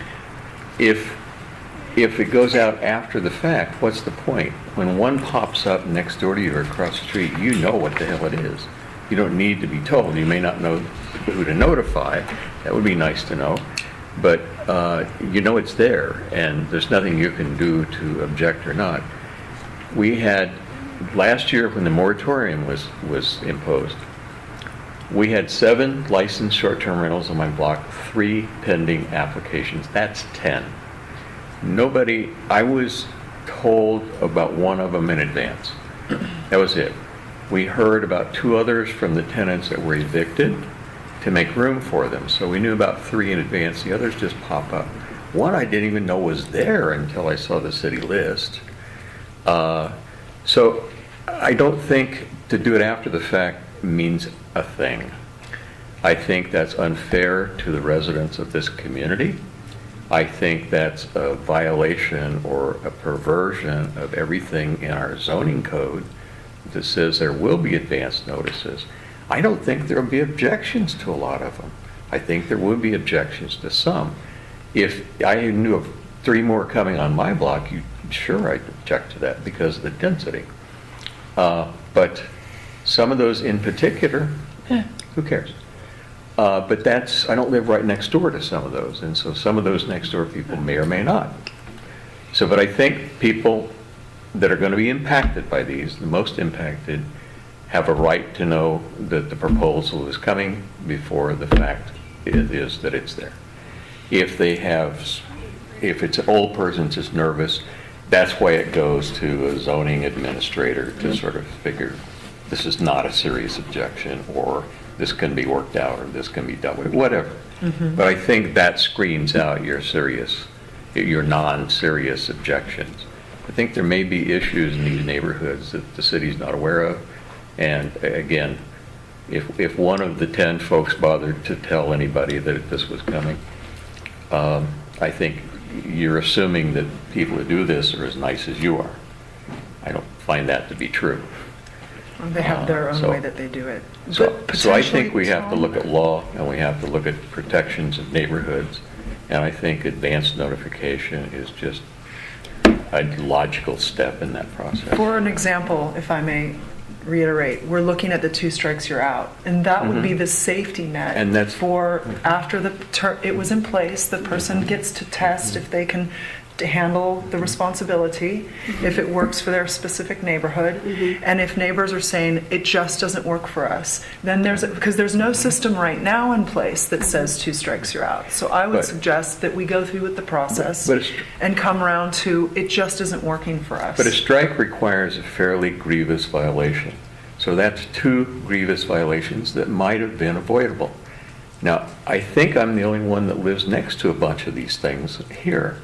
I'm saying that without grievous violations, these things are just annoying, and, well, I'm going to get emotional. I'll let Kim do that for me. She says it's so much clearer and better than I do. But you've gone through some agony to get to that point of revocation. We keep talking about no parking violations and stuff. 9 times, I added them up, I went through my notes. 9 times in the past year, I've had to ask people to move out from my driveway. All of them short-term rentals. 3 of them been very cooperative, apologetic, didn't realize it, had blocked it, didn't realize that was a driveway. And 6 of them were confrontational.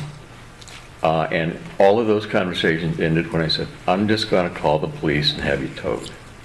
And then they moved. Good. In some That's cases, what you should do. In some cases, I got 2 key scratches in my car out of that. One, I was about to get punched out before Kim turned down the street and was ready to park where they were, and so, anyway, they had to move. But in 3 of those cases, they explained, well, I'm renting over here, where am I supposed to park? And in all three of those cases, first I said, how about a motel?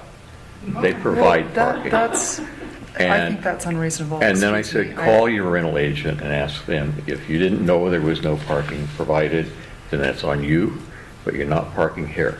So, anyway. But anyway, that's 9 times, and none of those are on the police blotter. So Yeah. if you're counting violations. They didn't have a count of them. Yeah, no, well, and that's, the police chief has said that over and over and over, that noise complaints are noise complaints, and parking complaints are parking complaints, and they're not logged in as short-term rental versus anything else. So the numbers really don't mean anything at this point. The numbers actually do mean something because there hasn't been an increase in activity. I mean, if we believe what you're saying, then the increase in the short-term rentals, the 10, maybe now 15 or 20 that are on your block, would have caused so much aggravation to the police because of, noise complaints and this complaint and that complaint. But the police have said they have seen no increase in activity in the last 5 years.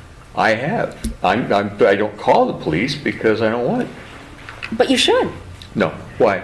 because that is the Therefore- municipal code. No. The Wait a municipal minute, you code guys, we're off is. the track Yeah, here. we're- No, I'm No. not off the track. Wait, No, let me this is- finish my point. This is We can about, finish this this on is our about own. notification to neighbors. I really want to know what Robin thinks about this. Right.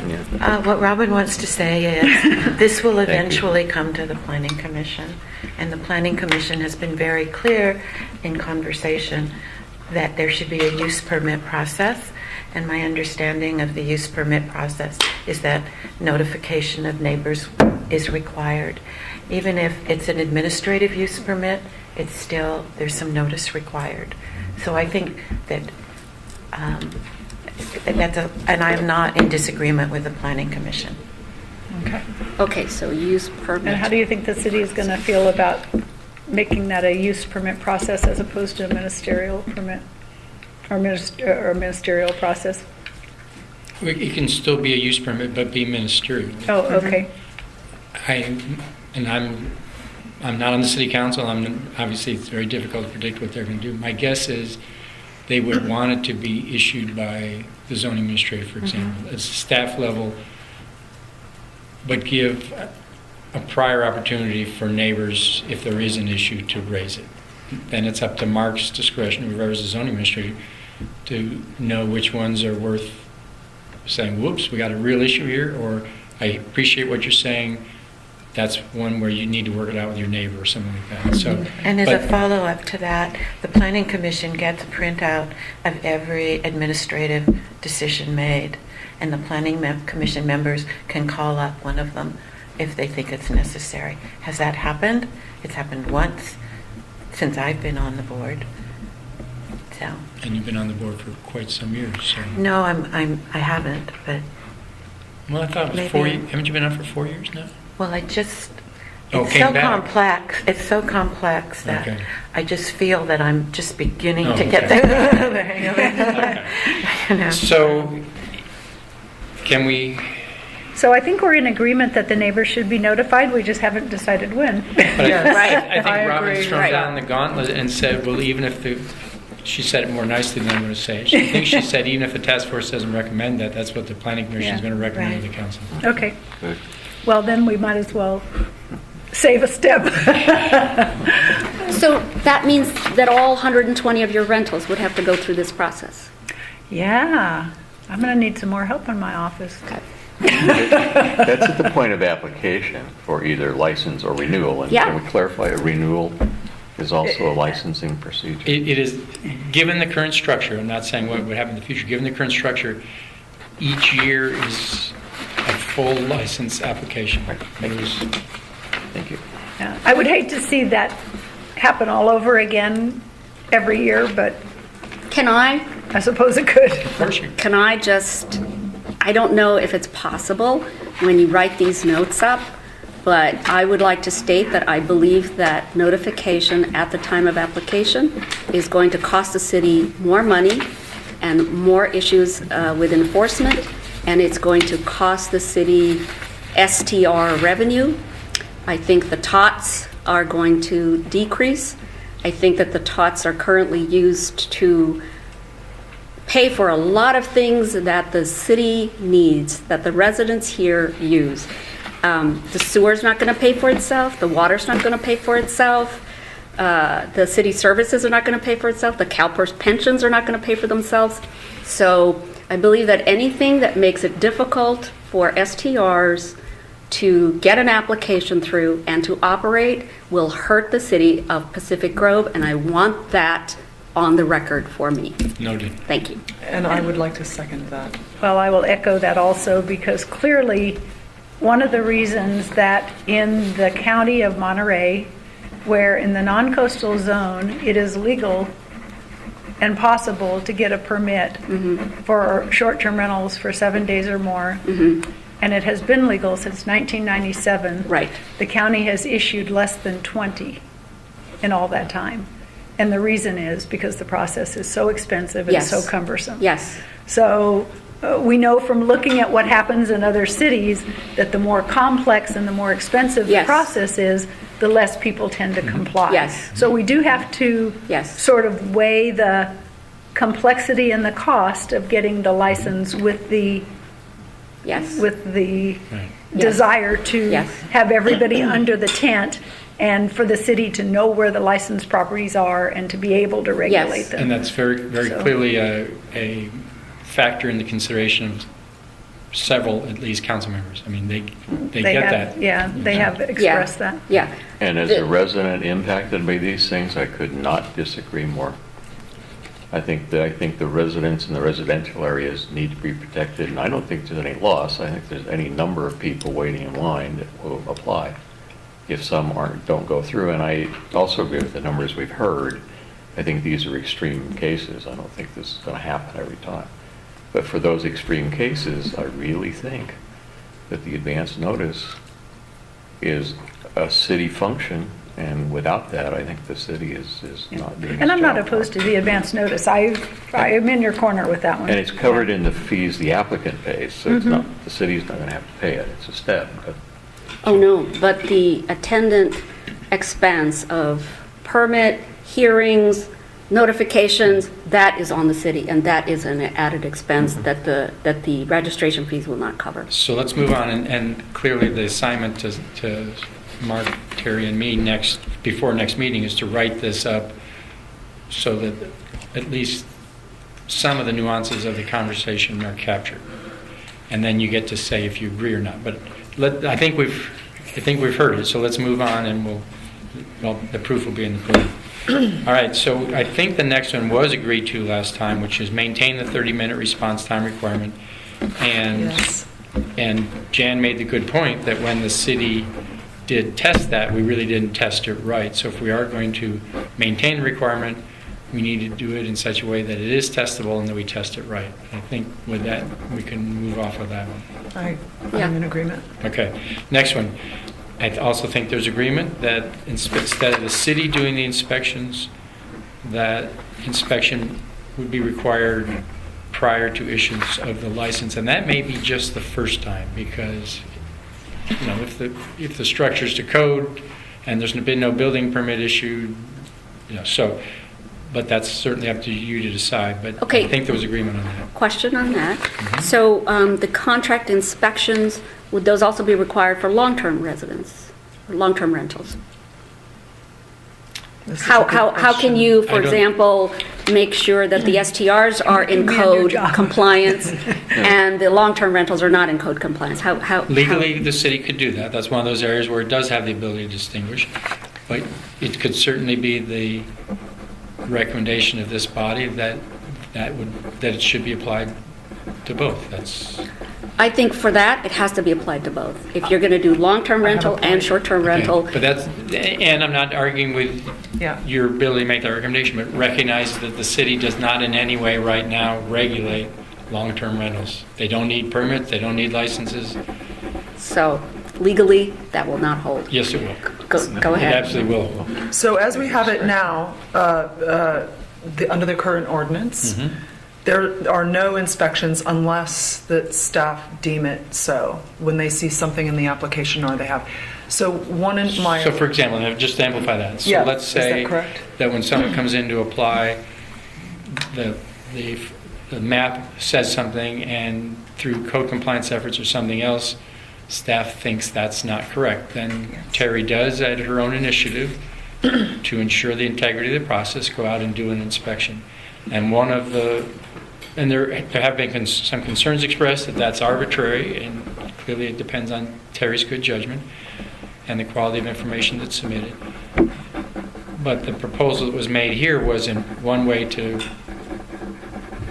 solve that by saying when you apply for a license that there needs to be something coming from an outside, neutral, private party that says the property meets the code such that it can be rented out.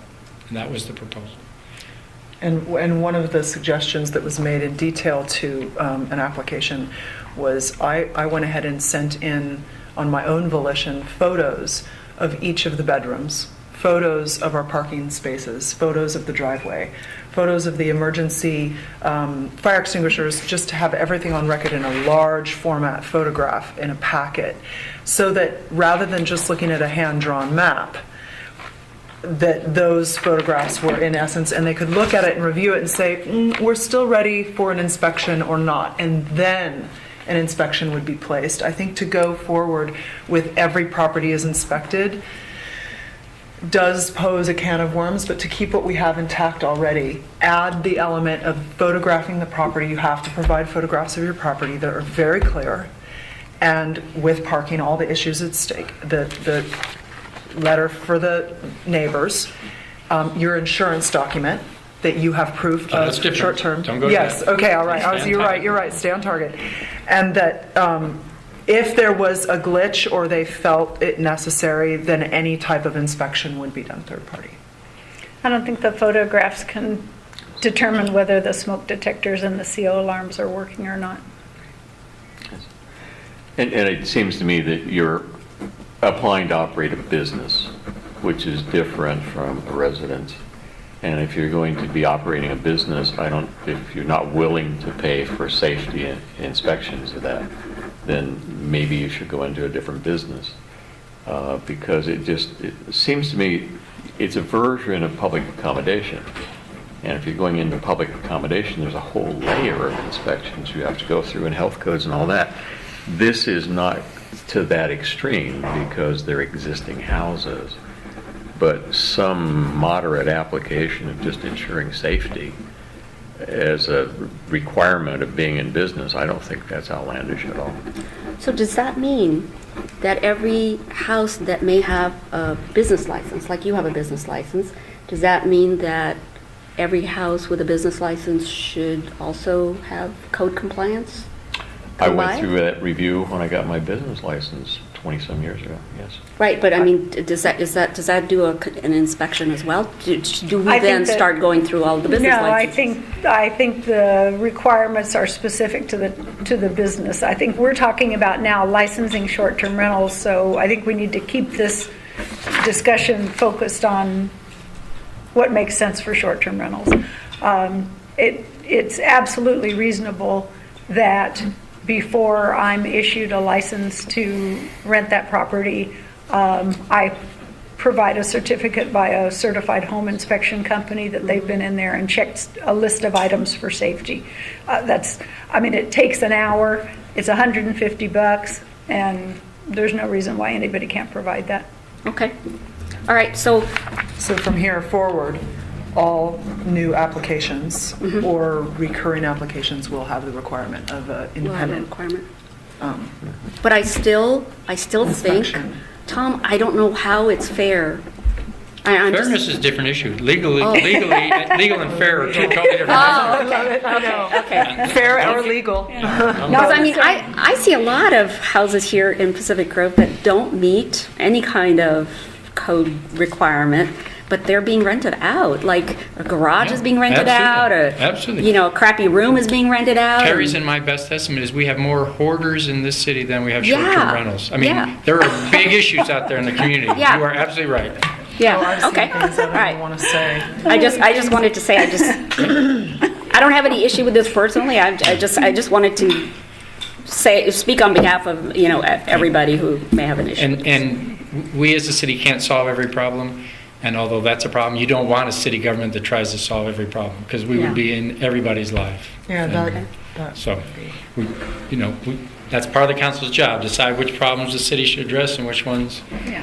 that are best for neighbors to address, owners to address, or so.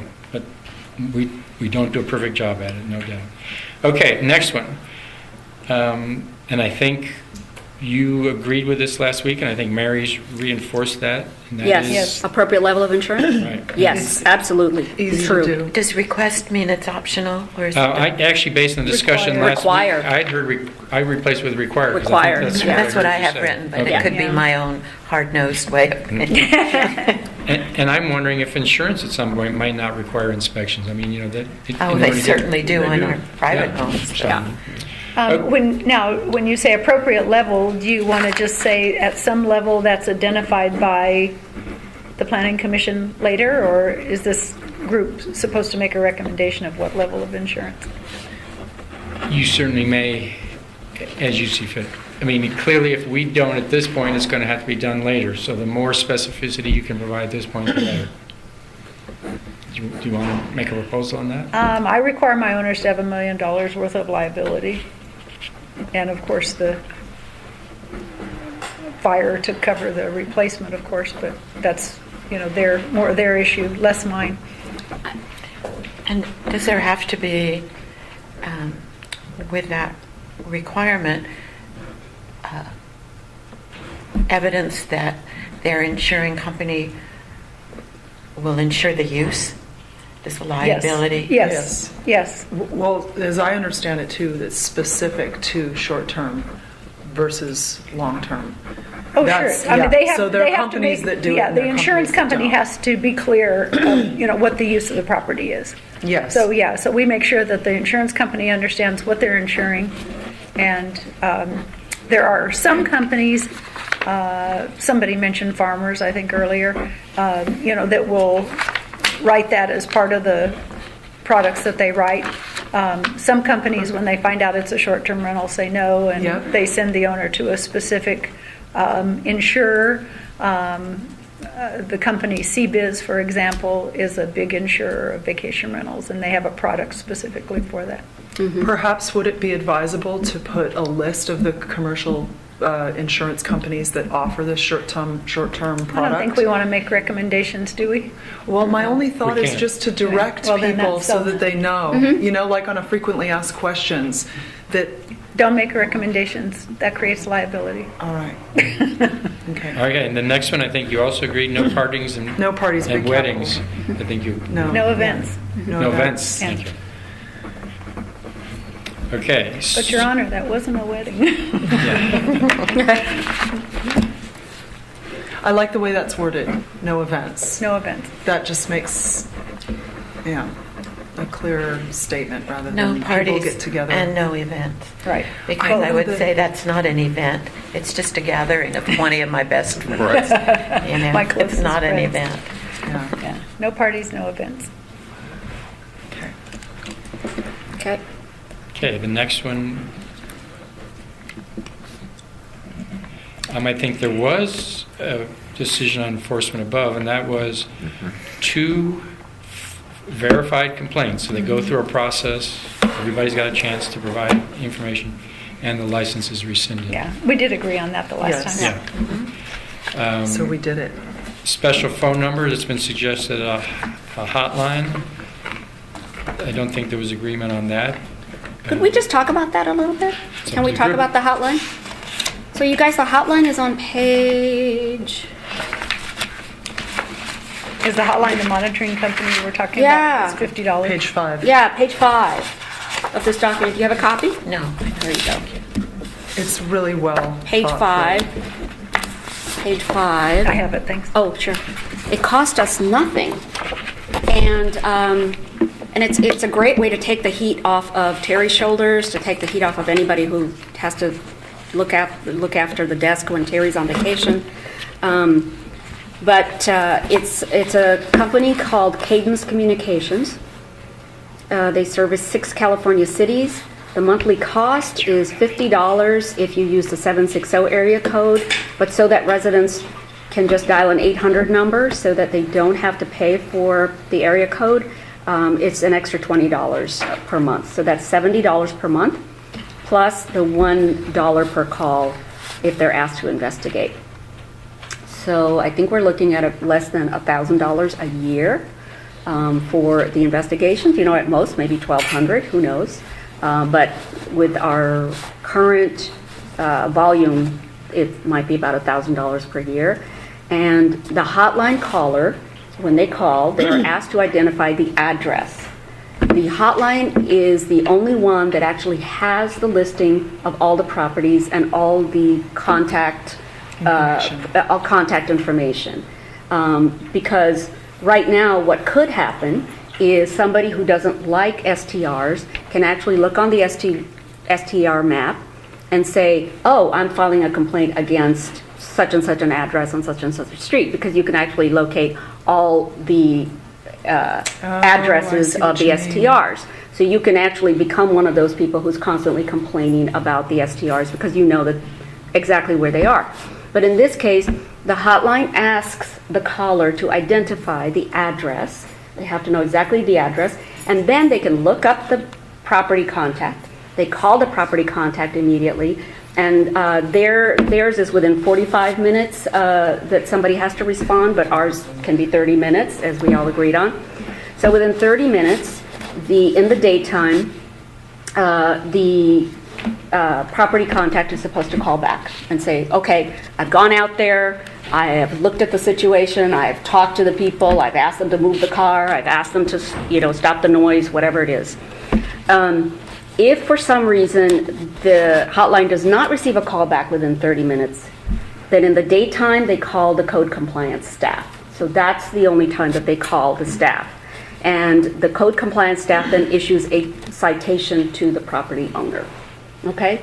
So that's like one verified sort of complaint.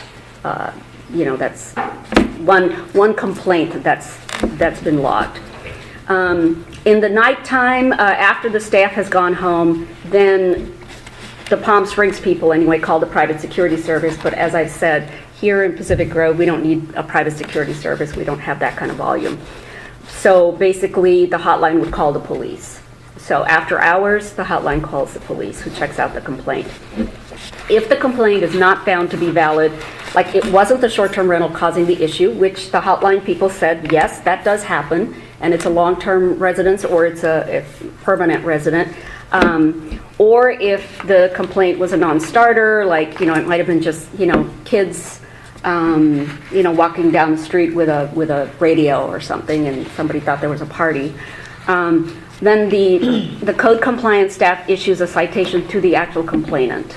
This stops people from complaining unreasonably to just eliminate all STRs. Because let's face it, there's enough vitriol against STRs that could happen. So citations are issued to both the property owner or the complainant, depending on what the issue is. And then nightly reports. The hotline service issues nightly reports to code compliance. So every night, code compliance will get a report of who called, what was the issue, how long did it take to resolve the issue, whether the issue was resolved. So Terry would get that kind of a report every night. And the experience that they've had is that 90% of the complaints, and they have 200 complaints a month, 90% of those complaints are resolved by the hotline. So they'll call the property owner and get the issue taken care of. Do they check back with the neighbor to make sure the neighbor thinks the problem's been addressed? That is something that Terry, the next code day? compliance people would do. The next day? Yeah. And the city also sends postcard to each residence with the hotline number once a year. and the referral to the city's website about STRs and all of Just that. the neighbors or every resident in the entire city? Every resident in the entire city gets a postcard once a year. Here's your hotline. If for some reason you lose this card, here's the website where you can go and find our hotline number. And then I'm going to skip the thing about the private security service. Page 5. Page 6 now, right? No. Oh, 6, Yeah, sorry. yeah, no. Municipal noise ordinances and quiet hours are enforced. There are no separate ordinances for STRs. So they rely on the municipal ordinance. And I think in our discussions together, we realized that there isn't a quiet hour that's listed on our municipal ordinance. So there isn't any 10 p.m. to 8 a.m., you must be quiet during these hours.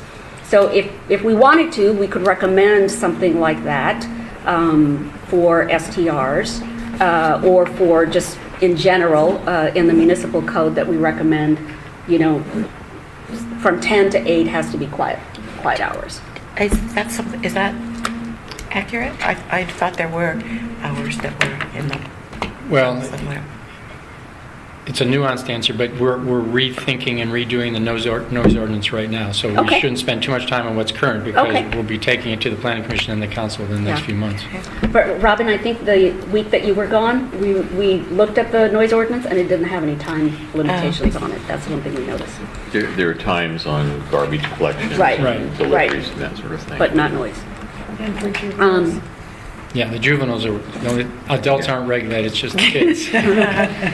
Speaking of trash cans, could I insert something here? It is a big issue for some, a huge issue. Yeah. Calling in to the hotline or whatever complaint method we choose over garbage cans seems to be a waste of time.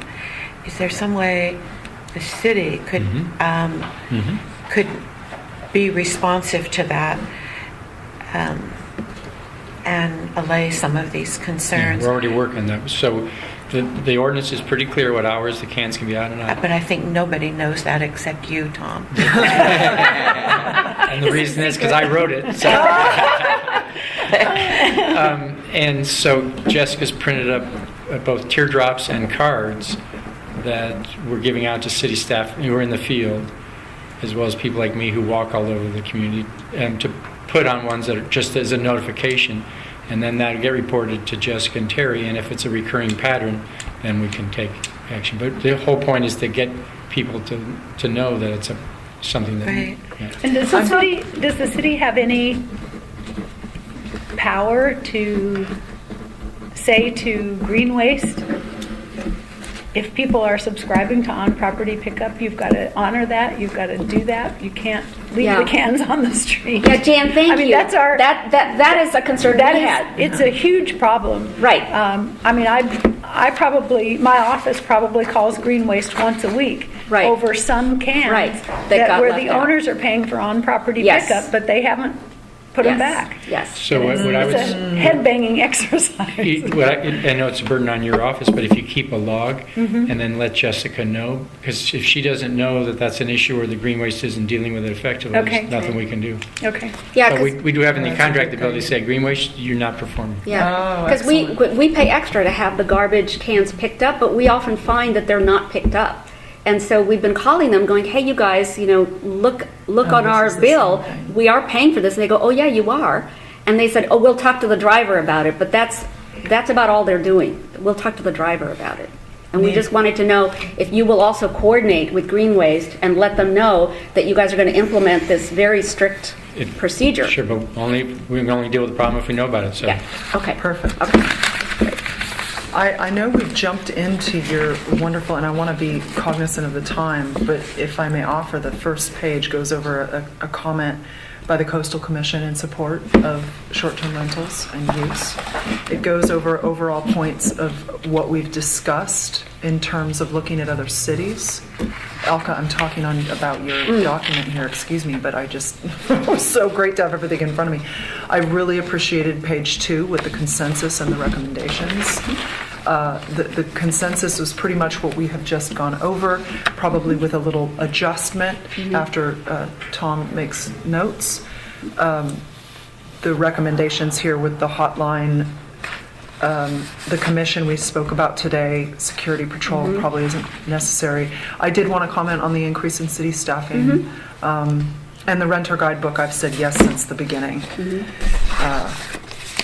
So anyway, the city did address staffing in one of the meetings, and they voted it down for right now. They did want to hear our recommendations, but with certain procedures in place that we're recommending, with hotlines, with a clear ordinance, the hope is, I believe we're all kind of in agreement that there won't be an increase in staff, that we can look at what we can do to keep that. I was responding to a couple of these cities that I've spoken to, said that because STRs are an ongoing issue and that they keep having to revisit the regulations, because people, this is a relatively new thing that's happened. So cities keep having to readdress issues and, refine the regulations and so on. So because of that, they said that currently they're all kind of maxed out. And, I know Terry's an example of somebody who's maxed out with all of this because it's a hot button issue right now. Everybody's focused on it. But they did say that it would be wonderful if when you guys put your regulations in place that you do put enough man hours in to, or woman hours, into making sure that the regulations can be enforced. So for example, if Terry has to look at, a hotline report every day and issue a citation or something, that's like extra time that she may not have in her employee, whatever thing right now. So that's why I was just wondering if maybe, a half-time person could be assigned to do some of those kinds of things, issue citations, go out and investigate a problem, that kind of thing. She's got enough to do. I think it's probably going to take more staff than that. I think the city staff recommended 2.5 people. I think that city staff was being a little overly optimistic about how many people they would need. For example, Palm Springs, with their 200 complaints a month, they only have 4 people on staff full-time. And we have a half a person, so even if we have one person, we only have a quarter, we only have a tenth of the complaints. So, just And they have one 1,600. person would be plenty to take care of all of But these. this is not her only job. This is tacked on. Right, but she's supposed to do, you can answer this. What part of her job right now is supposed to be STR code compliance? 0. Oh, well then I guess we need a half-time person to do it. And I'm not being facetious, but Terry's both in charge of housing and code compliance. And until the last 6 months, there really wasn't any compliance that needed to be done, Yeah. or wasn't, Yeah. there wasn't the awareness. Yeah. I'm not being in any way dismissive of Tom's concerns, but we were slow to gear up. So in this year's budget, it Yeah. really wasn't anticipated that Terry would be spending Yeah, any significant time on, yeah, the short-term licensing process was handled primarily through finance. yeah. And Terry, on her own volition, said this isn't working and has kind of taken it over. So, she's more than maxed out. Half-time code compliance that has nothing to do with short-term rentals. Okay. 2.5 is too high, Yeah. clearly. Yeah, But the council is agreed that we need, if we're going to do this Yeah. right, at least in the short term, until we get the program under control, we need some additional help. I totally agree. I just want to be sensitive to city staff time. Yeah. On this, I'm sorry I didn't have time to read it all the way through, but I did glance at it, and I took away something different from the last meeting than you did regarding density. Okay. I took away What page are that you on? we did need to cap density. Robin, there wasn't consensus. Alco said absolutely no, not, never, but the rest, several other members said yes, we do need it. So that was an issue I had that still hasn't been resolved yet. So. I see. I just want to be clear, on page 2, are you speaking about number 1, Robin, She's- on the consensus? She's talking about number 4. Oh, page 4? Well, there's Item B. 1B, it says no. Wait. That we had consensus that the majority of the task force members were in agreement. Density, no. So I'm taking that as that. let's look at page 4, item B up at the Okay, top. thank you. There we go. Regarding density. And There we I go. was referring primarily to what Jan said last time, where she said she manages this many vacation rentals, 9 STVRs on one block, 6 of them managed by her with no complaints, and then there was the one on Egan, I guess, with the numerous complaints. She herself said, the problem isn't density of vacation rentals, but particular houses. And so we need to take care of particular houses. Yeah, there just wasn't consensus on that. You didn't come to agreement as a group. Okay, Right. okay. Okay. Because I, for example, So- think density's the most important. Right, issue. right. There's something else I'd like to say. Please? At our first meeting, I said something that I realize in retrospect was self-serving. And that was that in my own experience, that the long-term tenant next door was so horrible, and the property, which is now a Jan-managed short-term vacation rental, was such an improvement that I think there's a place for short-term vacation rentals in Pacific Grove. Well, I've sort of revised my opinion. I think there's a place for short-term vacation rentals because as a member of this task force, I think that, as I said at the first meeting, that I wanted to find the happy spot where we satisfied all of the community.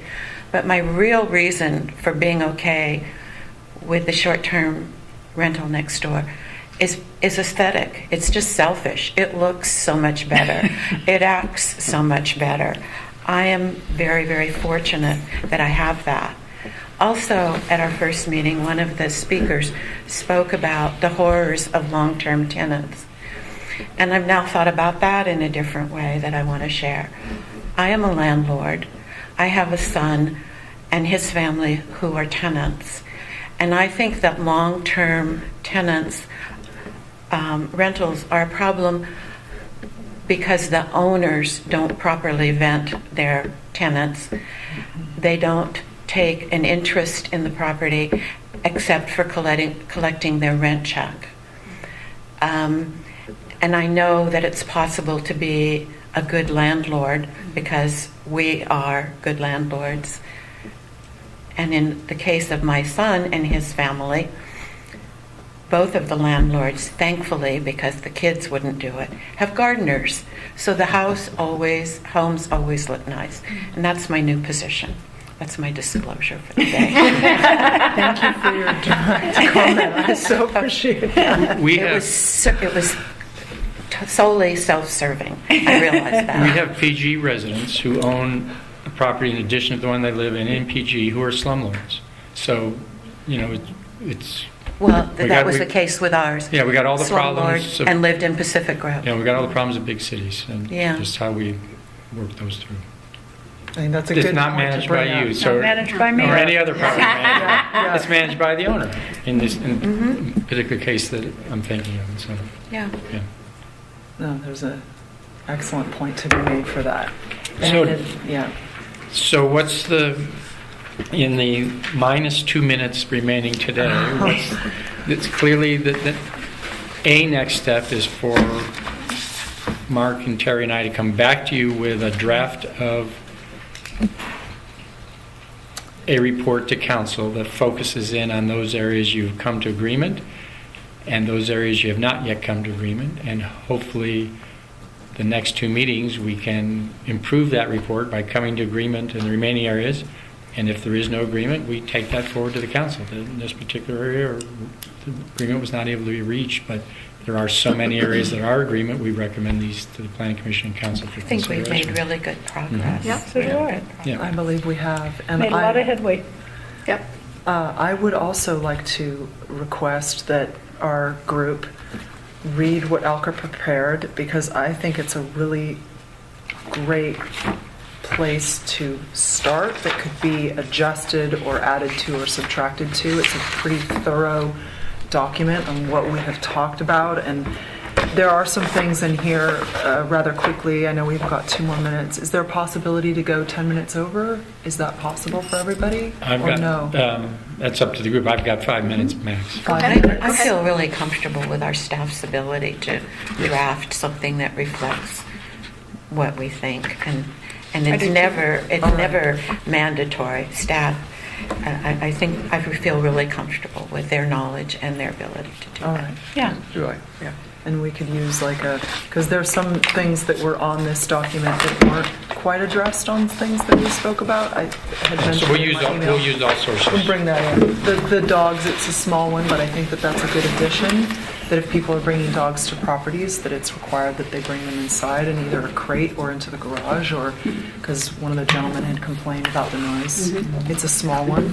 It's really important for me to see the terminology of bedroom and sleeping area, and having I'd be happy to provide a document that could be adjusted in terms of rules and regulations when you come to Pacific Grove. I think I shared it at the beginning. It kind of really goes over, ocean safety. In the winter, a lot of people don't understand the ocean. Stay away from the rocks, stay away from the beach this time of year. Don't take animals in So if you boats. could do that, and Jan, if I could get the sample, The thing I sent to Egan? right, if Yes. you don't mind, that'd be No, great. I don't Oh, mind. perfect. That's fine. We'll that's attach what you- those. Yeah, Okay, as sure. attachments. Okay, I'll email that to you. And one follow, since you mentioned bedroom, I just Googled the definition of bedroom. It's in the California Building Code. Because we weren't quite sure. And it's kind of ominous, but a bedroom has to be a room separated from the rest of the residence with a door, not a curtain. Must also have a window that opens to the outside. It must also have a closet, and the closet needs to have a door. Otherwise, it's an office or a den. This is California Building Code. You can track it, documentation of the county building department, blah, blah, blah, blah. Anyway, So this is Thank you. important distinction, and Robin is serving on the council, you may know. As far as building is concerned and calling your property for resale, how many bedrooms, the bedroom count, this is the applicable, that's the requirement. Federal law states that you cannot say how many people are in a property. And we pulled that up about 2 weeks ago, and I'll bring that in as an example. And they just won in Salinas. They took it to California State Court and won. And basically they had double the amount of people as on the lease in the property. And they deemed it legal to have that many people in a property because a long-term residence. in a rental property. Long-term. So a rental property, but rental properties are treated the same as short-term. Well- So I'm not suggesting that we do, that's not what I'm suggesting.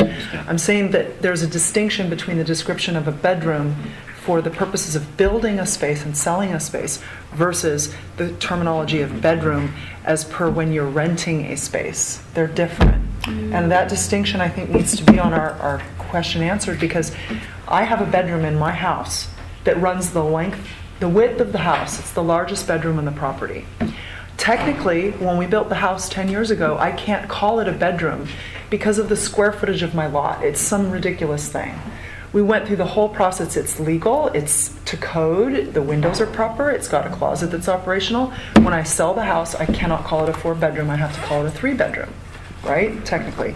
But I was assured that when they come through, they'll see it has 4 bedrooms and that I can sell it as such for a higher price. So when I went in for my application, I put on 4 bedrooms.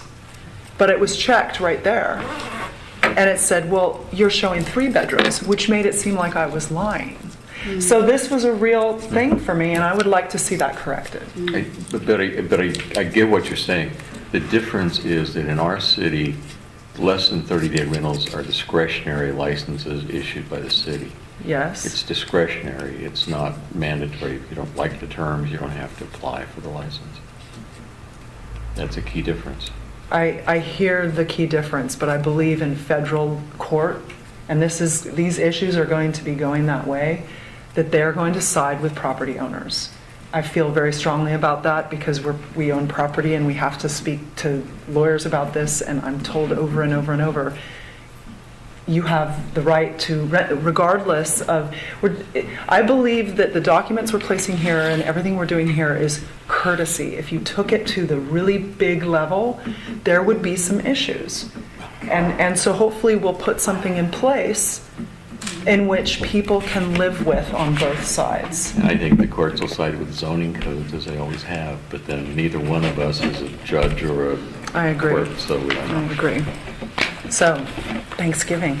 Turkey. And you can always take it to a referendum. That's a citizen's right. Initiative. Or initiative. Initiative.